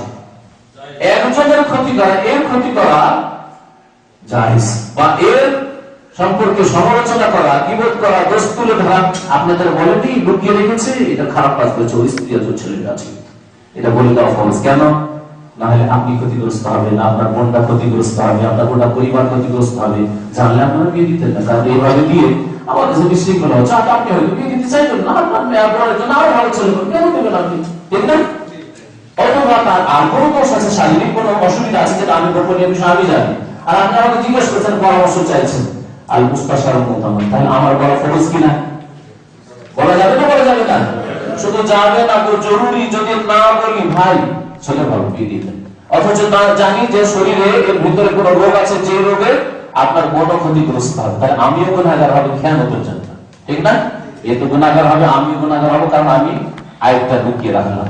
তাহলে পার্সোনাল ব্যবসা বাণিজ্যের ক্ষেত্রে, বিবাহ শাদীর ক্ষেত্রে ক্ষতির ভয় থাকলে বলে দেওয়া যদি ফরজ হয়, আকীদা খারাপ করার ক্ষতির আশঙ্কা যদি থাকে, একজন বক্তা বলছেন যে হেল্লাজ হচ্ছে আল্লাহর বড় ওলি, আনাল হক বলল, আমি খোদা, নিজে খোদা দাবি করলো, ফেরাউনের কথা বললো, আর বলছে সবচেয়ে বড় ওলি আল্লাহ, তাহলে ওর নাম ধরে সতর্ক করা ফরজ কিনা? না হলে আপনাদের মতো লাখ লাখ লোক দেশের গোমরাহ হয়ে যাবে। যে তাহলে আমিও যদি হেল্লাজে আকীদা রাখি যে আল্লাহ মানুষের মধ্যে ঢুকে পড়ে, আল্লাহর হলু হয়ে যেতে পারে, এই আকীদা আনাল হক করলে কোনো দোষ না, বরং ওলিউল্লাহরা খোদা হয়ে যায়, কুফরি আকীদা বিশ্বাস হয়ে যাবেন না, যাবেন না? তাহলে আমার জন্য বলে দেওয়া ফরজ, নাম ধরে যে অমুক বক্তা যে এই কথা বলেছে, এটা শিরকি কুফরি আকীদা, এটা ফেরাউনি আকীদা। ফেরাউন বলেছে আনা রাব্বুকুমুল আ'লা, আর হেল্লাজ বলেছে আনাল হক। কথা বুঝতে পেরেছেন? এগুলো বলা ফরজ, কিন্তু ব্যক্তি জীবনে ভুল না। আপনার গাড়ি নাই কথা যদি ওনার সামনে বলি, এটা আবার বিপদ হবে না? আপনার টাকা নিচে প্যান্ট আছে, আপনাকে লুকিয়ে বলতে হবে, এর সামনে বলে আপনাকে অপমান করবো, অথবা লোকজনের সামনে আপনার টাকা নিচে কেন প্যান্ট, এই কথা বলবেন কি? এক ভাই জিজ্ঞাসা করছেন, আমরা বলে থাকি যে মায়ের পায়ের নিচে সন্তানের দোষ, ইন্নাল জান্নাতা তাহতা আকদামিল উম্মাহাত, এই মর্মে একটি হাদিস রয়েছে। যাই হোক, মায়ের পায়ের তলায় জান্নাত মানে এই না যে বিনা আমলে জান্নাত পাবে। আপনার আকীদা যদি ঠিক না থাকে, আপনার ইবাদত নামাজ যদি ঠিক না থাকে, শুধু মায়ের খেদমত ঠিক আছে, জান্নাত পাবে না। কখন এই কথা ভাবেন না যে মায়ের খেদমত করে শুধু জান্নাত পাবে, এর নাম শুধু ইসলাম নয়। ইসলাম একটা পূর্ণাঙ্গ জীবন বিধান, আকীদার পরিশুদ্ধি, সহি আকীদা, সুন্দর ইবাদত, ফরজ ওয়াজিব আদায় করা, হারাম কাবিরা থেকে বেঁচে থাকা, আর তারপরে আখলাক চরিত্র গঠন করা, তার মধ্যে মাতা পিতার সেবা, আল্লাহ করে মাতার হক, বাপের হক। তো মায়ের হক, বাপের হক যদি কেউ আদায় করে আর কিছু ত্রুটি ঘাটতিও থাকে, তো আল্লাহ মাফ করবেন, এতে কোনো সন্দেহ নেই। কিন্তু শুধু শুধু মায়ের পায়ের তলায় জান্নাত মানে মাকে রাজি করে জান্নাত চলে যাবে, কথা বল। তারপরে বিবাহের পরে স্বামীর পায়ের নিচে বেহুশ, এরকম কথা হাদিসে আমার জানা নেই। স্বামীর পায়ের নিচে বেহুশ এরকম হাদিস নেই, আর এরকম কথাও নেই। তবে স্বামীকে সন্তুষ্ট না রাখলে যদি কোনো মানুষ, কোনো মহিলা মারা যায় আর তার স্বামী যদি রাজি থাকে, তাহলে জান্নাতে যাবে, এরকম কথা হাদিসে রয়েছে। আর স্বামী তার যদি সন্তুষ্ট থাকে আর সে মহিলা এই অবস্থায় মারা যায়, তাহলে তাহলে তিনি জান্নাতে যাবে। যে কোনো সুন্নত নামাজে সেজদায় দোয়া করা যাবে কিনা? হ্যাঁ, সেজদায় দোয়া করা যাবে। নামাজের ভিতরে দোয়ার আসল স্থান আর দুটো স্থান বিশেষ করে, একটা হচ্ছে সেজদায়, ফরজ হোক আর সুন্নাত হোক। ফরজ যদি ইমামের পিছনে তাসবিহ পড়তে পড়তে তো উঠে যাবে ইমাম, কিন্তু ইমাম যদি লম্বা সেজদা করে আপনি দোয়া করেন, অসুবিধা নেই। ফরজ আর সুন্নাতের জন্য আলাদা আলাদা বিধান নেই। আপনি যদি টাইম পান 3 বার 5 বার 7 বার বা 10 বার তাসবিহ পড়ার পরে, সুবহানাল্লাহ আলা পড়ার পরে সেজদা দোয়া করেন, কোনো অসুবিধা নেই। আর উত্তম হচ্ছে যে আরবিতে আপনি দোয়া করার চেষ্টা করেন। আর কেউ যদি আরবি না জানে, তার বিশেষ কোনো কিছু চাইতে হয়, অন্য ভাষাতেও চাইতে হয়, তাহলে অনেক ওলামাদের কাছে সই দেওয়া। ওলামারা বলছেন যে কোনো অসুবিধা নেই, কারণ এটা আল্লাহর সাথে কথা বলে, আল্লাহর সাথে কথা বলছেন। হাদিসে যেটা নিষেধ আছে, মানুষের সাথে কথা বলা নিষেধ আছে, এই কথাটা অনেক আলেমরা বুঝে না। লা ইয়াসলু ফিহা শাইউন মিন কালামুন নাস, মানুষের সাথে কথা বলা আমাদের ভিতরে জায়েজ নাই। আল্লাহর সাথে কথা বলার জন্য তো নামাজ, আর আল্লাহর সাথে আরবিতে যেমন কথা বলা যায় তেমন বাংলাতেও কথা বলা যেতে পারে, এই হিসেবে কথা বলা যেতে পারে। হ্যাঁ, নামাজের খাস যেগুলো ইবাদত জিকির আছে ওগুলো আরবিতে পড়তে হবে, তাসবিহ, সূরা ফাতিহা, দুআ ইত্যাদি ওগুলো তো পড়তে হবে। তো বাকি অতিরিক্ত কিছু চাইতে হলে কোনো অসুবিধা নেই। আর আরবিতেও যদি কোনো মানুষের সাথে নামাজের ভিতরে কথা বলেন তাহলে সেটা নাজায়েজ হবে। আরবি ভাষায় নামাজের ভিতরে যায় এমন কথা নেই। এখন আরবিতে যদি আরবিতে নামাজের অবস্থায় বসে নামাজের বৈঠকে বসে আছে, রাতে এত দূর পড়া হয়ে গেছে, আর পাশে একটা নতুন লোক দেখছে, আসসালামু আলাইকুম, কেফাল হাল, নামাজ হবে? নামাজ হবে না। কেন নামাজ হবে না? আরে আরবি তো বললেন তো ভাই, আপনি কেমন আছেন বললেন না, কি বললেন? কে ভালো বললেন। তো আরবি বললে যে নামাজ হবে তা না, আরবি বললে মানুষের সাথে কথা বলে নামাজ বাতিল হয়ে যাবে। আর বাংলাতে যদি আল্লাহর সাথে কথা বলে নামাজ বাতিল হবে না। আল্লাহ তুমি আমাকে মাফ করে দাও, আপনি জানছেন না, ভাষা জানছেন না, আল্লাহর কাছে কেমন করে মাফ চাই, আমার দ্বারা বড় গুনাহ হয়ে গেছে, আজকে তুমি মাফ করে দাও, সেই ভাই যদি বলে আপনার নামাজ কারো বাতিল হবে? কোন দলিল নামাজ বাতিল হবে? আপনি আল্লাহর সাথে কথা বলছিলাম। আর আল্লাহর সাথে কথা বলার জন্য নামাজকে মুনাজাত বলা হয়েছে। ইন্নাল মুসাল্লি ইযা সাল্লা মুনাজাত, মুসাল্লি যখন নামাজ পড়ে তখন আল্লাহর সাথে মুনাজাত করে, মানে চুপি সারে কথা বলে। একটা জায়গা হচ্ছে সিজদার মধ্যে দোয়া করা, আর একটা হচ্ছে আত্তাহিয়াতে দুরূদ হওয়ার পরে সালামের আগে এখানে এই জায়গাটিতে দোয়া করা। এই দুটো জায়গায় বেশি দোয়া কবুল হয়। সালাম ফিরা হয়ে গেলে আল্লাহর সাথে চুপি সারে কথা বলা শেষ হয়ে যায়। তারপরে অধিকাংশ লোকের আমাদের দেশে মুনাজাত ধরে দোয়া করে। এটা আসলে তরিকার উপর ভুল। নবী সাল্লাল্লাহু আলাইহি ওয়াসাল্লাম কখনোই এরকম করেন। যদি নবী সাল্লাল্লাহু আলাইহি ওয়াসাল্লাম করবেন তো মক্কায় হবে না, মদিনায় হবে না, হারমেন শরীফে হবে না। এরাই আসল সুন্নাতটা পেল না, আমরা ওখানে পেয়ে গেলাম। আর তারপরে আরেকটা আপনার অবগতির জন্য বলছি যে এখানে যেটা আছে এটাই যে সত্য, এর দলিল হচ্ছে যে হাটহাজারী মাদ্রাসা, যেটা হানাফি দেওবন্দি মাদ্রাসা হইলে সবচেয়ে বড় মাদ্রাসা বাংলাদেশে, সেখানে মোনাজাত উঠে গেছে। সেখানে মোনাজাত আজকে 40 বছর আগে উঠেছে, এখন না। অনেকের আপনি জানা নেই, তাহলে কেন উঠে গেল? ওটা আগে বলতো। বরং আমরাও আমাদের যৌবনকালে প্রথম জীবনে মাদ্রাসা ফারিগ হওয়ার পরে মোদারিস বাধ্য করিয়ে নিবে, গ্রামবাসী দোয়া করিয়ে নিবে। ধীরে ধীরে ধীরে সাইজ করতে হয়েছে, এগুলোকে সাইজ করতে হয়েছে। মানুষ শিল্পীদার করতে করতে অভ্যাস খারাপ হয়ে গেছে, এদের সাইজ করার প্রয়োজন হয়েছে।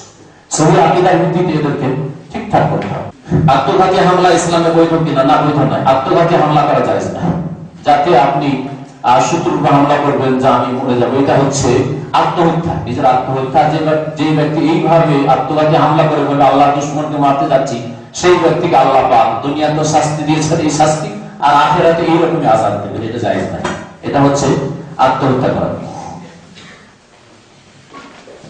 বাংলাদেশে আমি বিশেষ সূরা ফাতিহা পড়ি নাই। অতীতের নামাজ কি আল্লাহ কবুল করবেন? হ্যাঁ, যতদিন জানতেন না আল্লাহ কবুল করবেন ইনশাআল্লাহ। আল্লাহ বলেন রব্বানা লা তুআখিযনা ইন নাসিনা আও আখতানা। আল্লাহ এই দোয়া শিখিয়েছেন, আল্লাহ যদি ভুলে যেয়ে থাকি অথবা ভুল করে থাকি, মাসলা জানতাম না, তাহলে আল্লাহ ধরিও না। সুতরাং যতদিন মাসলা জানতেন না যে সূরা ফাতিহা ছাড়া নামাজ হয় না, আর বিনা সূরা ফাতিহায় চুপচাপ থেকে নামাজ পড়েছেন, আল্লাহ মাফ করে দিবেন, আপনার বাপ দাদা সবকে মাফ করবে ইনশাআল্লাহ। কিন্তু যারা জানার চান্স পেয়েছে, সুযোগ পেয়েছে, তারপরেও মানের হটকারিতা করেছে, তাদের নামাজ কবুল হবে না, মনে রাখেন। আর বিশেষ করে যখন শোনে না, এই ক্ষেত্রে নিশ্চিত যখন শোনে না, দূর থেকে ইমাম পড়ছে শুনতে পাই না, অথবা 11 রাকাত নামাজ, যোহরের 4, আসরের 4, মাগরিবের 1 আর তারপরে মানে তৃতীয় রাকাত, আর এশা তৃতীয় চতুর্থ রাকাত, এগুলো তো ইমাম নিজে মনে পড়ছে, আপনি মনে পড়ছে, ওখানে কেন পড়েন না? 70 রাকাত ফরজ নামাজে 11তে তো ইমামের শোনার প্রশ্নে উঠে না, মাত্র 6 রাকাতে শুনছেন আপনি, ঠিক না? মাগরিবে 2, এশা 2, ফজরে 2, 6 রাকাতে শুনছেন। ওখানে না ভাই পড়লে আপনাকে কষ্ট লাগে, বা পড়বেন তো শুনবেন, আল্লাহ শুনতে বলেছে, ওখানে ওই উজুহাত আপনার চলতে পারে। এজন্য মাসলায় জটিল ইখতিলাফ রয়েছে। এই ক্ষেত্রে আমরা অত শক্ত করে বলি না যে পড়তেই হবে, কারণ বড় বড় গবেষক ওলামারা বলেছে এই ক্ষেত্রে শুনে নেওয়া যথেষ্ট, যেমন ইবনে তাইমিয়া রাহমাতুল্লাহ, মুহাম্মদ ইত্যাদি। তবে যখন শোনেন না অবশ্যই পড়বেন। তারপরেও যখন শুনছি তখনও আমরা সতর্কতামূলক যদি পড়ে নিই, সূরা ফাতিহা যখন ইমাম সাহেবের পড়া হলো, তাহলে আমি করি যে এটি সতর্কতা রয়েছে। আল্লাহু আকবার। কে জান্নাত পাবে না পাবে? আপনি জান্নাত পাবেন কেন? নবী সাল্লাল্লাহু আলাইহি ওয়াসাল্লাম বলছে, ওয়াল্লাহি মা আদরি মা ইউফালু বি ওয়া আনা রাসূলুল্লাহ।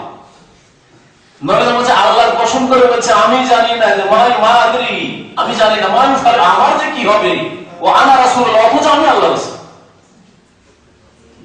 অন্য কেউ কোন দল জান্নাতে যাবে না যাবে, ওর চর খাইতে আলো দিচ্ছে, নিজের চর খাইতে হলেন একটু। ইংলিশ প্রবাদটা জানেন না আপনি? ওয়েল ইউর অন মেশিন, নিজের চর খাই তেল দেন, নিজের চর খাই দেন, নিজে জান্নাত পাবেন কিনা এই কথা চিন্তা করেন। আরে ভাই, সারা জীবন দিনের খেদমত করে জান্নাত পাবো কিনা, শেষ অবস্থাটা খাতে আপনি খায়ের ভালো অবস্থায় যাবে কিনা আমি তো জানি না, কেউ জানে না। তাহলে অন্য লোকের কথা এই জান্নাতের আর জাহান্নামের কেন হুকুম লাগাচ্ছেন? কোন লোক সম্পর্কে আমরা জান্নাত জাহান্নামের হুকুম লাগান? আমার বক্তব্য হাজারের বেশি ইন্টারনেটে আছে, কোন বক্তব্য আমি চ্যালেঞ্জ করছি দেখাতে পারবেন না যে কারো ধৈর্য নির্ধারিত করে যে অমুক দল জান্নাতি আর জাহান্নামী কথা কখনো বলে। হ্যাঁ, আকীদা সহি আকীদা যদি থাকে, ইবাদত সুন্দর থাকে, আখলাক আর আচরণ যদি ঠিক থাকে, মুআমালাত ব্যবসা বাণিজ্য আদান প্রদান যদি ঠিক থাকে, লেনদেন ঠিক থাকে, তো আল্লাহ রহম করবেন আপনার আমলের বিনিময়ে, আল্লাহ ইনশাআল্লাহ জান্নাত দেবেন, ইনশাআল্লাহ জান্নাত দেবেন। কিন্তু নিশ্চিত না কোন মানুষ নিজের আকীদা আমল দিয়ে জান্নাত পাবেন আল্লাহর রহমত না পেলে, বুঝা গেছে? তবে যারা ভ্রান্ত আকীদা আছে তাদের থেকে সতর্ক সাবধান থাকেন, তাদের সাথে বসিয়ে না, আর তাদের থেকে আপনি দ্বীন ইসলাম নিয়েন না, কারণ নিজেরাই তারা গোমরাহ হয়ে গেছে যে কোনো দল করে। ছোট অক্ষর পড়া যায় না, আমরা সব বয়স্ক মানুষ, 50-এর উপরে চলে গেছি। হ্যাঁ, হয়তো প্রশ্নটা এই কথা বলতে চেয়েছেন যে আমি বিশেষ একটা মাযহাবের অনুসারী। দেখেন, মাযহাবকে এক নম্বরে না রেখে, রাসূলের আদর্শকে এক নম্বরে রেখে যদি মাযহাব সেকেন্ড 2 নম্বরে থাকে, তেমন কোনো দোষের কথা নেই। আমি মাযহাবকে চেক করব রাসূলের হাদিস দিয়ে, হ্যাঁ, রাসূলের হাদিসকে চেক করব মাযহাব দিয়ে, এটা যেন না হয়, এটা হচ্ছে গুমরাহি, বুঝছেন? এক নম্বরে আমি রাসূলকে মানি, আর রাসূলকে মানি, আর আইম্মাকে আমি সব বলি, শুধু ইমাম আবু হানিফা কেন, ইমাম আবু হানিফা, শাফি, মালিক, আহমদ, চারজনকে সমানভাবে আমি মানি। আমি এত শ্রদ্ধা করি, আমার বাপ মায়ের চেয়ে বেশি শ্রদ্ধা করি ইমাম আবু হানিফা রাহমাতুল্লাহ আলাইহি, ইমাম শাফি, ইমাম মালিক, আহমদ, কারণ তারা আমার বাপের চেয়ে বেশি দিনের খেদমত করেছেন। কিন্তু অন্ধ অনুসরণ করি না, তারা নবী রাসূল না, তাদের কালিমা পড়ি। কালিমা কার পড়েছি? আশহাদু আল্লা ইলাহা ইল্লাল্লাহ ওয়া আশহাদু আন্না মুহাম্মাদার রাসূলুল্লাহ। আযানে, ইকামতে, আত্তাহিয়াতে, দুরুদে, সবকিছুতে তো আল্লাহ মুহাম্মদ রাসূলুল্লাহ, মুহাম্মদ রাসূলুল্লাহ বলেছেন। তো রাসূলের তরিকায় চলার চেষ্টা করতে হবে। রাসূলুল্লাহ সাল্লাল্লাহু আলাইহি ওয়াসাল্লাম যে মাযহাবের উপর ছেড়ে গেছেন, সেটাই হচ্ছে আসল মাযহাব, সেটা হচ্ছে কোরআন এবং হাদিসের মাযহাব। একবার জিজ্ঞাসা করেছেন দেশের অবস্থা সম্পর্কে, যে দেশে যে অবস্থা রয়েছে সেই অবস্থায় হয়তো ইসলামিক ফেস নিয়ে, দাড়ি টুপি নিয়ে বা ইসলামী সাজ নিয়ে চলাফেরা করা জটিল হচ্ছে, অথবা ইসলাম চর্চা করা মুশকিল হচ্ছে। এই ক্ষেত্রে উপদেশ নেব যে আমাদের উপর যা বালা মুসিবত আসে, আল্লাহ কোরআনের বহু আয়াতে বলেছেন আমাদের পাপের কারণে। যাহারাল ফাসাদু ফিল বাররি ওয়াল বাহরি বিমা কাসাবাত আইদিন নাস, মানুষের পাপের কারণে। ওয়া আসাবাকুম মুসিবাতিন ফাবিমা কাসাবাত আইদিকুম, তোমাদের কৃতকর্মের কারণে তোমাদের মুসিবত এসেছে। সুতরাং যে কোনো মুসিবত। হাসান বসরি রাহমাতুল্লাহ আলাইহি, জানেন না হাসান বসরি প্রখ্যাত তাবী, তিনি বলছেন যে হাজ্জাজ বিন ইউসুফ আল্লাহ পাকের আযাব, আল্লাহ পাকের আযাবকে ধাক্কা দিয়ে তাড়াইতে পারবে না। আল্লাহর কাছে দোয়া করো যে আল্লাহ ভুল করেছে, মাফ করো, আল্লাহ আযাব দূর করবেন। বুঝা গেছে? সুতরাং আল্লাহর কাছে দোয়া করি আল্লাহ বালা মুসিবত দূর করুক, নেক লোককে আল্লাহ পাক নেতৃত্ব দিক, অসৎ লোকদেরকে আল্লাহ দূর করুক, এবং আমরা নিজের আকীদা ঠিক করি, ইবাদত ঠিক করি, আমরা দ্বীন ইসলামের দিকে ফিরি। আর তারপরে আল্লাহ কোরআনে বলেছেন ফাত্তাকুল্লাহ মাসতাতা'তু, যথাসাধ্য আল্লাহকে ভয় করুন। আপনাকে আপনার পার্সোনাল জীবনে ইসলাম পালন করতে বাধা দিচ্ছেন, আপনি পার্সোনাল জীবনটা তো ঠিক করেন। মাথা থেকে পা পর্যন্ত ইসলামিক হুকুমত কায়েম করতে পারছেন না, আর দেশের কথা কেন চিন্তা করছেন? আপনার পরিবার, আপনার স্ত্রীর পর্দা এখনো করতে পারছেন না, নিজের ছেলে মেয়েদেরকে আপনি দ্বীন ইসলাম শেখাচ্ছেন না, পরিবারটা ইসলামিক পরিবার, ইসলাম রাষ্ট্র নিজের ঘরে কায়েম করতে পারছেন না, আর ডিস্ট্রিক্টের কথা কেন চিন্তা করছেন? এই জন্য নিজে প্রথম যতটা আল্লাহ ফাত্তাকুল্লাহ মাসতাতা'তু, যথাসাধ্য আল্লাহকে ভয় করুন। আর আমার সাথে নেই, আল্লাহ আমাকে জিজ্ঞাসা করবে না, কেউ কোনদিন আল্লাহ জিজ্ঞেস করবে না কোনো ব্যক্তিকে যে তুই চোরের হাত কেন কাটিস। আমাকে জিজ্ঞেস করবেন, সরকারকে জিজ্ঞেস করবেন চোরের হাত কেন কাটানো, জেনার শাস্তি কেন দেওয়া নেই। আমাকে জিজ্ঞাসা করবে যে সহশিক্ষা ইউনিভার্সিটি কেন ছিল, আমাকে জিজ্ঞেস করবেন। ও জিজ্ঞেস করবে যারা নেতৃত্ব আছে তাদেরকে জিজ্ঞাসা করবেন যে তোমরা কেন করনি। আমাকে আল্লাহ জিজ্ঞাসা করেন তোমার ব্যক্তি জীবন, পারিবারিক জীবন, আর তোমার হালাল রুজি না হারাম রুজি, তোমার এলেম যা শিখেছিলে প্রচার করেছিলে কিনা, আর হক কথা প্রচার করেছিলে কিনা, এর জন্য। কিন্তু এই নয় যে আপনি ঢেল নিয়ে হাতির সামনে ঢেল মারবেন, হাতির সামনে ঢেল মেরে লাভ নেই। হ্যাঁ, সিংহ বাঘের সামনে যদি একটা ঢিলা ছড়ে, যে ঢিলাতে সিংহ বাঘের কিছু হবে তো লাভ আছে, এরকম লাভ নেই। আল্লাহ বলেন ফাত্তাকুল্লাহ মাসতাতা'তু, যথাসাধ্য আল্লাহকে ভয় করো। সূরা তাগাবুন। এবং নবী সাল্লাল্লাহু আলাইহি ওয়াসাল্লামের হাদিস রয়েছে, এযা আমারতুকুম বিআমরিন ফাতু মিনহু মাসতাতা'তু, তোমাদেরকে কোনো নির্দেশ দিলে যথাসাধ্য পালন করো। আপনার সাথে যতটা আছে কোলাচ্ছে আপনি পালন করেন। কেন দেশে মাদ্রাসায় পড়াশোনা করতে দেই না? অবশ্যই পড়াশোনা চলছে, কিন্তু নেক মানুষের কষ্ট হবে। নবী সাল্লাল্লাহু আলাইহি ওয়াসাল্লামের কষ্ট হয়নি, আল্লাহ মুসিবত আসেনি।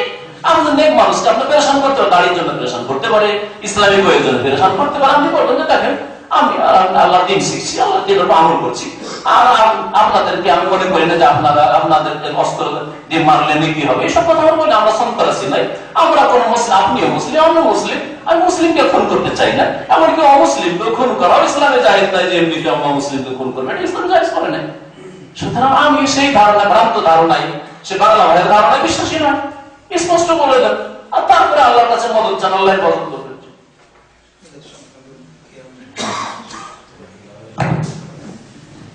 দাঁড়িয়ে মিলাদ পড়া জায়েজ কিনা? মিলাদ পড়া কথাটি তো বড়ই ভুল কথা।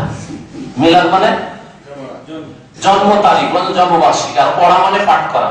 তো জন্মবার্ষিকী পাঠ হয় নাকি? তো বাঙালি টার্মটা কত জেহালতের উপর নির্ভরশীল, বুঝছেন না? মিলাদ পাঠ হয়, মিলাদ আবার পাঠ করার জিনিস। আর যদি বলতো সূরা পাঠ করি, দোয়া পাঠ করি, দরুদ পাঠ করি, তাও চলতো। কিন্তু মিলাদ মানে জন্ম তারিখ বা জন্মবার্ষিকী। জন্মবার্ষিকী পাঠ করার বস্তু না, জন্মবার্ষিকী হচ্ছে পালন করার বস্তু। বুঝা গেছে? আর মানুষের জন্ম একবারই হয়েছে না, একটাই তারিখে। তো বছরে একবার নাই 12 রবিউল আউয়াল হবে। আমাদের ঘরে ঘরে যখন তখন মিলাদ, নতুন বাড়ি হলো মিলাদ, নতুন দোকান হলো মিলাদ, ছেলে জন্মিল মিলাদ, মরলেও মিলাদ, সব মিলাদ আর মিলাদ। প্রতিদিন শুধু জন্ম লাগে আছে দেখি। হ্যাঁ, তারপরে বছরে একবার যে নবী সাল্লাল্লাহু আলাইহি ওয়াসাল্লামের জন্মবার্ষিকী, সেটাকে আবু বকর, ওমর, ওসমান 4 খলিফা করেছেন, সাহাবীরা করেছেন না? ওনারা অত বেশি ভালোবাসতেন না, সেজন্য বলে আপনি বেশি ভালোবাসেন রাসূলকে, বলেন তো দেখি। তারপরে যারা দাঁড়িয়ে মিলাদ করে, তারা মনে করে যে নবী তশরিফ নিয়ে আসছে, সেজন্য দাঁড়িয়ে যেতে হবে, বিয়াদবি করে বসে থাকা যাবে না। আর একটা খালি চেয়ারও রাখে ওই বিদাতপন্থীরা, যে ওইখানে এসে বসবেন। সম্ভ্রান্ত মানুষ সবার প্রথম খানে আসে না, শেষ খানে আসে। আরে পিছন দিকে ওই শেষ খানে আসে, আমার মতো লোক পিছনে এসে বসবে দেখি, না আগে ভাগে এসে এখানে বসবে। দেখলেন না শাইখানে এসে আগে ভাগে এখানে এসে বসেছিল? তাহলে সম্ভ্রান্ত লোক আগে আসে, তো নবী পরে কেন আসবেন? ওয়াজ চলছে, বিদাতীদের ওয়াজ চলছে, শেষ খানে বলে যে নবী তশরিফ নিয়ে এসে উঠে যান, দাঁড়ান কেমন করেন? নবী শেষ খানে আসবেন? নবী আসলে আগে দিকে চলে আসবেন। আর নবী আসেন না, কেউ আসে না, দুনিয়া থেকে বিদায় হয়ে যাওয়ার পরে কেউ আসে না। আমি বড় আইবাস যখন আল্লাহ কোরআনে এখানে বলছেন, মানুষ দুনিয়া থেকে চলে যাওয়ার পরে একটা আর প্রাচীর সৃষ্টি, প্রাচীর সৃষ্টি হয়ে যায়। কতদিন পর্যন্ত? কিয়ামত পর্যন্ত কেউ দুনিয়া ফিরে আসবে।